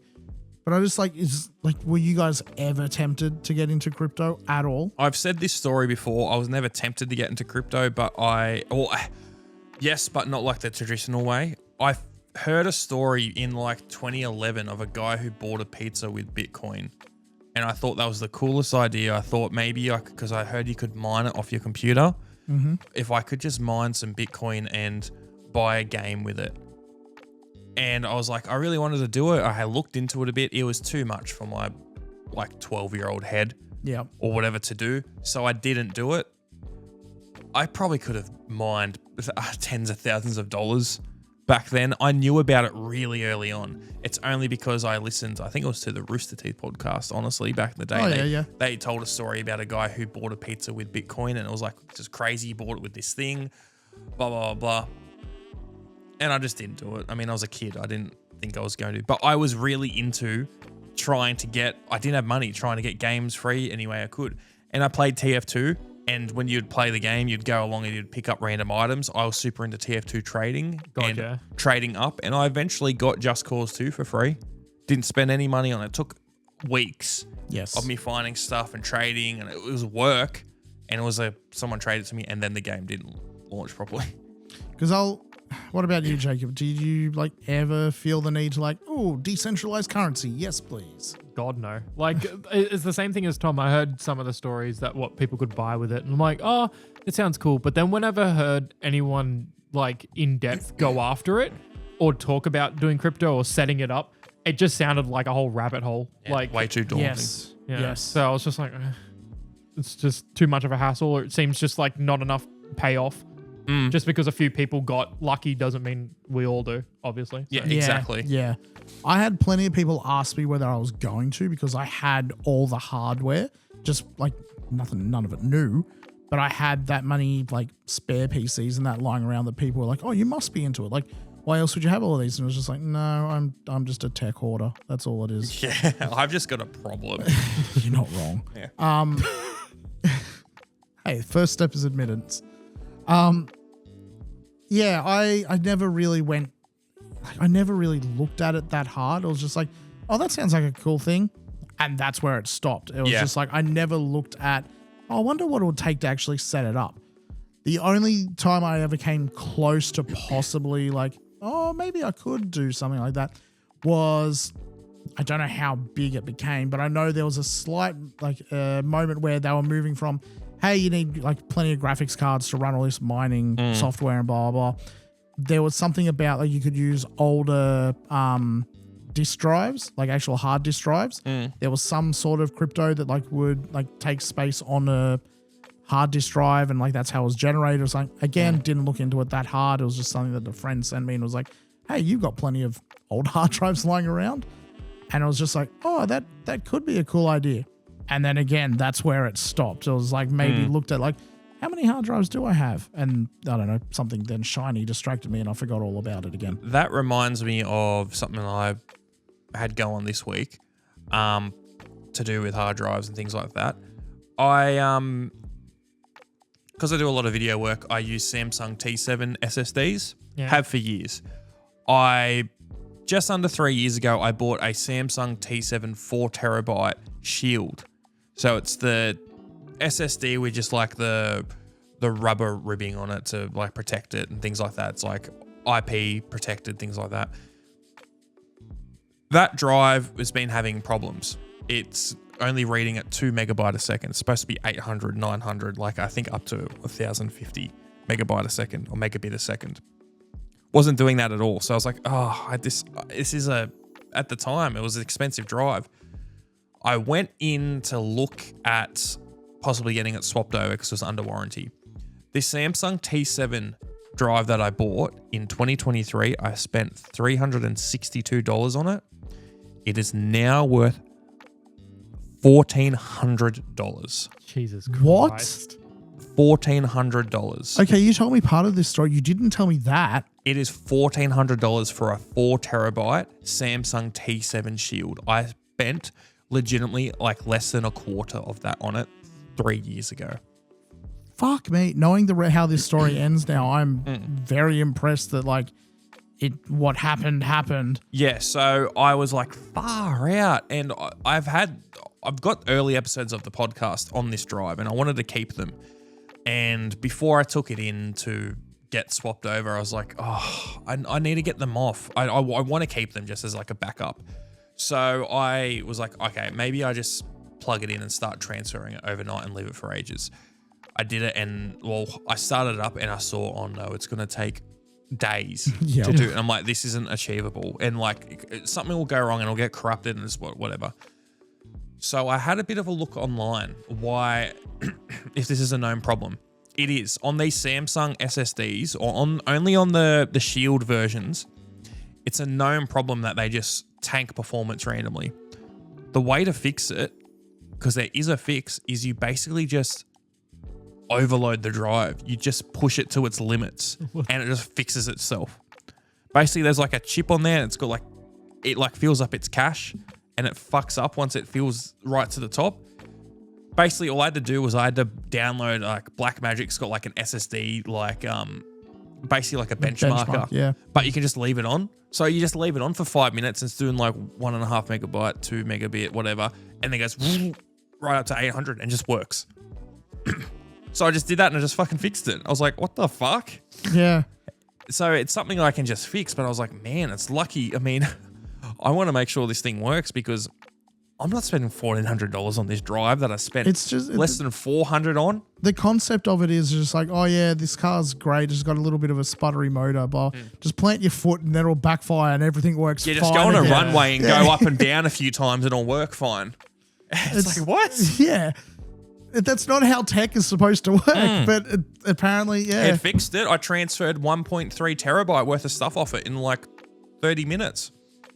Jesus Christ. It worked great, but I was like, very, very strange. Like, these are premium drives. It's not something you want to fail. Yeah, this was like creme de la creme when I bought it. There's a T9 now, which I had a look I at. can only imagine how much that's worth now. It's only $100 more. Oh. But it's double the speed. I know, a bit of a... But how much is it worth now? $100 more. That's what I'm so saying. like It's $1,500. Okay. Yeah, I know. I think it's the components for them must be so similar for the faster SSDs. I was going to say, with the T9, does that mean you hit it with a rock if it starts messing up? Or? Yeah, that one you actually strap it to a rocket physically and it just gets better. That apparently it's the same thing with those as well. Oh. But similar thing going off that. Brock, you had another question. Who's worse, tech bros or car guys? Yeah, car enthusiasts, or we'll change it to tech enthusiasts rather than tech bros. Just because, like, I know quite a few people who are both car enthusiasts and tech enthusiasts. So you're telling me who's worse, Linus Tech Tips or Jeremy Clarkson? Oh, there's a clear answer there. Yeah, Linus bought a jet. You keep going. Yeah, what were you saying? Yeah, it was more to like, because we had Jacob on this week. It was like, Jacob is a car enthusiast, but he also knows how to talk like an actual person, and not like, if I go and ask him a question about cars, he's not immediately going to completely just fall in. Yeah, he's not going to start quoting engine specs and everything to me. Whereas I do have friends I could. Yeah. You if could, you really wanted to. but again, you know how to act like an actual person, and know that's not how people talk to each other normally. But I have friends who, like, I will go and ask them a question about, like, oh, you bought this drive, this blah, blah, blah. And they will quote just like random numbers at me where I'm just like, what the fuck are you talking about? Why? I asked you how the drive works. They're like, oh yeah, I'm just telling you like what the speeds are and all of that. And it's just like, cool. That's not in the format of the question. Gone into a conversation, someone starts quoting me hard drive speeds at me. I will admit, 300 megabit, 400 megabit download, upload for. No, literally, I was about to say, like, I took on board your question and I was like thinking over it in my head when, like, during this episode. I've now come to realize, like, have you ever considered that maybe like one of those things is like a human person that just has like a hobby, and the other person like just might be very socially awkward who also has that hobby? Yes. There is that, yes. Yeah. But I mean, like, I've got a few people who I'm very close to who shut up, come very close to like going over that. Like, my mate Brendan, he will, like, he's really, really knowledgeable on computers. He never falls into the whole sort of like, I'm going to like just spout numbers at you, blah, blah. Everything he'll say to me, like, we'll be talking about like the latest NVIDIA stuff coming out, or be talking about like how certain motherboards have failed. You guys are cool. Yes, we're big nerds. Big. He'll never just like fall into like a number trap and just be like, quote stuff at me that's just like, I've completely lost where you're going with this. Everything he always says to me is stuff like, I can follow along with all of it. But I know other people who do, who's just like, their first response to like, hey, I'm having this problem in my car, like, what do you think is going to be? Oh, well, the engine has a flow rate of this, and so you need to keep up this sort of thing. With I'm going to be completely honest. I don't think I've ever experienced anyone in my life that's ever done that. No? Okay. Never. I'm sorry. There'll be people who will pull out jargon and be using more technical terms, and that happens all the time. Like, there was a guy who came into work the other day, lovely guy. I could spend hours talking to him because he's super nice and he knows his stuff about cameras, and we're just nerding out for like half an hour or so. There's stuff like that, but he's not like, oh, well, the read-write speed of this card, if you put it in here, it does this, blah, blah, blah, blah, blah, blah, blah, blah. Not really. I feel like people only really pull that out if they're trying to flex on you, saying that they know something more. Yeah. Maybe it just doesn't work on me because I'm so knowledgeable and I'm perfect. And you're a numbers guy. I am a numbers guy. That's why I like a Black Ops 1 campaign. The numbers, what do they mean, Nathan? I know this is a completely different topic. Since that Black Ops 1's coming back out again, I'll be getting you to play it finally. I'll play it at Yes. some I'll play it point, with you. Yes. We want him to experience it, and we want to have a panel of people here when he plays it. Probably a whole day thing. but we want to have him play the campaign. Hopefully be more successful than when we had Ben play through the Halo 1 campaign. Ben didn't give it the time of day properly. I was going to say. He tried. In all fairness, like I think I did Modern Warfare, and then when jumping to Black Ops, I'm like, oh, I don't think anything could beat like Modern Warfare, and then I went, holy fuck, this game is It's just peak. a good story. It's just it is just a good legitimately story. good. It would, I reckon, if you were to make like a, I don't even know what genre, like an action espionage sort of thriller war TV show, Black Ops 1 would be great for that. That story, it jumps time periods, but it's very Cuban Missile Crisis, like 60s, 70s, like really cool era, and the stuff they do on it is just cool. I feel like it's got to be like one of those things where if you go in with like an open mind and you clear your brain of like, you don't think about like the COD stereotypes and stuff, and you take it as if it came out today, I think you'd be like a lot more receptive to it. I think we've probably overhyped it for you though. Yes, you have. That's what I mean. If you just go in blank slate. That's the problem. The second you started describing it as like however you described it, as like a type of action film with blah, like my brain was just like starting to shut down. It was just like, does not sound like a movie I want to watch. I think it would be something you would like. It's very different, and like going back and looking at some of the artistic things they do, and I'm like, okay, that's really cool. But enough of that. I still don't know. Have they released a release date for those? I don't know. You're not too sure. All I know is, what was it I saw the other day, that like OG Black Ops on Steam is something like $60 now on sale to 40. Yeah, Bro, at this rate, if they re-release it would probably make more sense. Like, at least drop the price on the OG one or something like that. they It's ridiculous. Activision's always been really bad with the prices of the old Call of Duty games on Steam. Like Modern Warfare 2, I remember for years, and World of War, they would all be like $40-50 still. Like for years, like World of War is 18 years old. Yeah. I mean, like at the moment it might be cheap, but for a long time those games were expensive still. And it's like, it's a hard ask if I'm just buying it to play 4 zombie maps. I'm just buying it for like a 20-minute nostalgia hit. Yeah. Exactly, yeah. I remember getting, like Zombie Chronicles on sale, and it was like $20, but it cost like $150 or something for like the whole loot. Yes. It's like insane. I will say though, the upside of Zombie Chronicles, which is on, actually no, that's on Black Ops 3? I was thinking, is it Chronicles on Black Ops 3? Because they did they re-released the original maps on Black Ops 1 as well. But yeah, but the one on Black Ops 3, I feel that's worth it just for Steam Workshop. Yeah. Being able to play that on there is like, so good. Oh well. Well, I think the last thing we talk about before we wrap up is, Brock, you had a question for the audience and question for you guys. If you were just given 10K, what is the thing you would splurge on? Yeah. No strings attached. You Yep. can spend it on whatever. What is the item, or what is the shopping trip you would take for, like, I'm going to just spend all, like, it doesn't even need to be all really, but like, What do you want to what's buy? the stuff you're going out to buy if you had this money with no strings attached? I have no clue. I'm more of like an experience guy, so it'd probably be like go overseas or do something like that, truthfully. That's a fair answer. Yeah. I think I would have to be the same, because I've never really had the opportunity to go overseas, and I've really wanted to. And a lot of the stuff that I like is stuff that usually has to do with my work. Like I could buy a camera for 10K. I could easily do that. I'd be so happy. Yeah, you could drop But- the 10K yeah. in one hit very easily. But I've already got them. I've already got cameras. Yeah. And it would be nice to have a But you trip. could have more cameras. Don't. A new one's coming out. Don't. I will be shuffling the cameras that are being used very soon, because a new one's coming out, and I'd like to buy that. But yeah, no, I think I would like to go overseas. I've always wanted to go to Japan. I want to utilize that 3 years I did uni and 2 years of high school. Yeah. Yeah. Not that I remember any of it.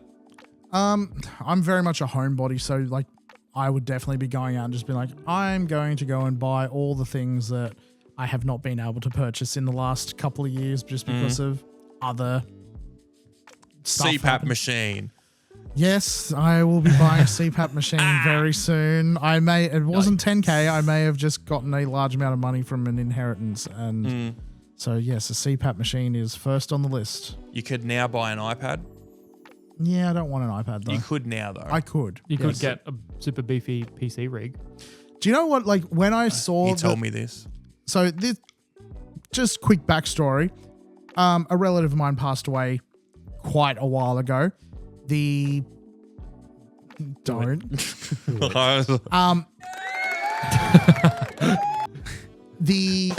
Sorry, I didn't mean to do that. The outcome of that, like the will, there was a contestation of the will. So everything relating and resulting from that has been delayed by a significant when did amount. this relative pass away? It was...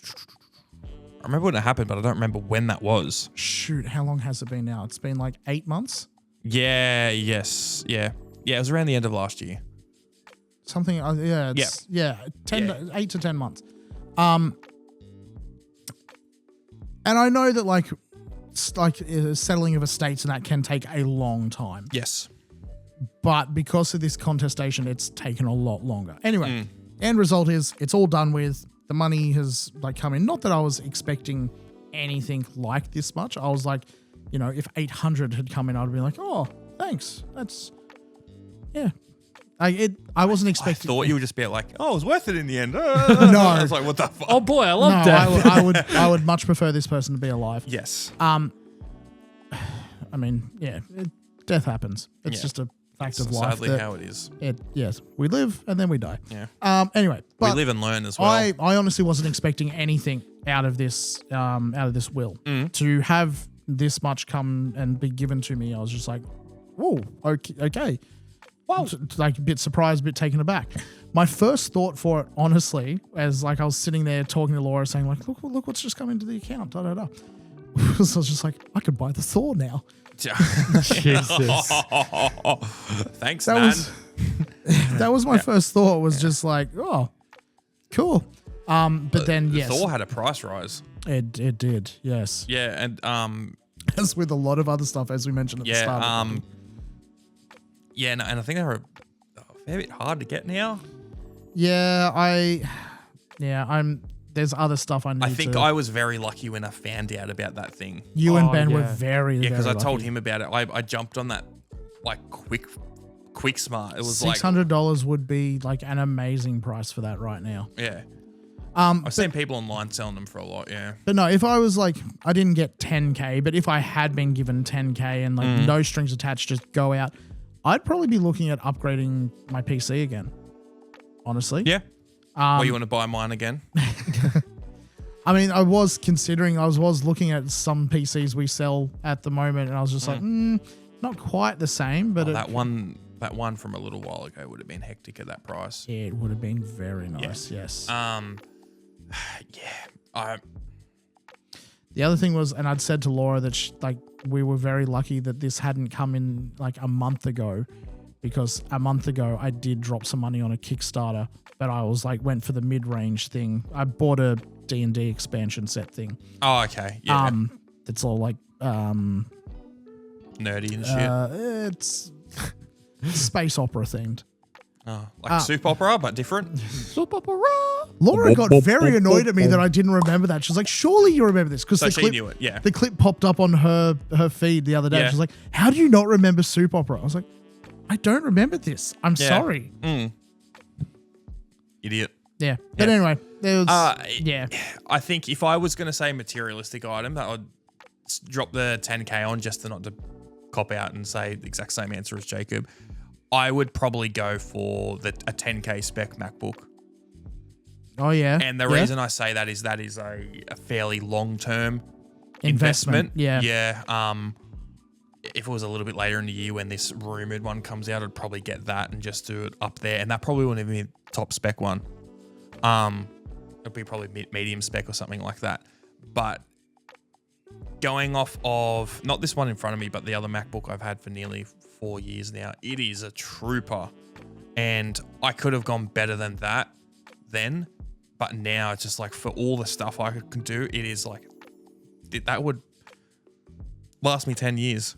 It would do it all fine. Like, I can't see any improvements. That's the only thing I could think of. I would have gone back in time and put it into crypto. Yeah, there's an idea. Well, because like same thing, talking about all the price hikes and like parts going up. Like, I feel I was having this thought the other day. Like, maybe upgrading your PC now and like getting that out of the way before it gets worse. Yeah, looking at like graphics card prices at the moment, it's like 10K would get me a decent card at this point, but that's just the problem. It's like, if I want a 50/90, like I'm dropping 10K on just that card or close to 10K. Fuck, I bought at the right time. You did. Yeah. Yes. You stole. What do you got running at the moment? What card do you got? I have a 40/90. Yeah, I did know that. Yeah, you're fucking sorted for. Yeah, I'm fine. Yonks. But that's why I was happy I bought when I did, because now seeing all this, I'm like, holy fuck, the investment Yes. is Yep. paying off more so. Yeah. Well, that's the upside. If I ever need to, if I ever come on tough times, I can easily sell that thing and get money out of it. Yeah. Yeah. Just break it down into parts and you'd sell it for Yeah. what, 3 times its worth Yeah. now. The only problem is I think my GPU is OEM. I think you can still plug it into other stuff. Yeah, it could be. Yeah. Either way, I mean, 50/90, I'm happy with that thing. Yeah. That thing, yeah. Besides when it fucking broke, I did my head in for 6 weeks not having my gaming computer. That kind of sucked. Like I was. You could have used 10K to buy a new one.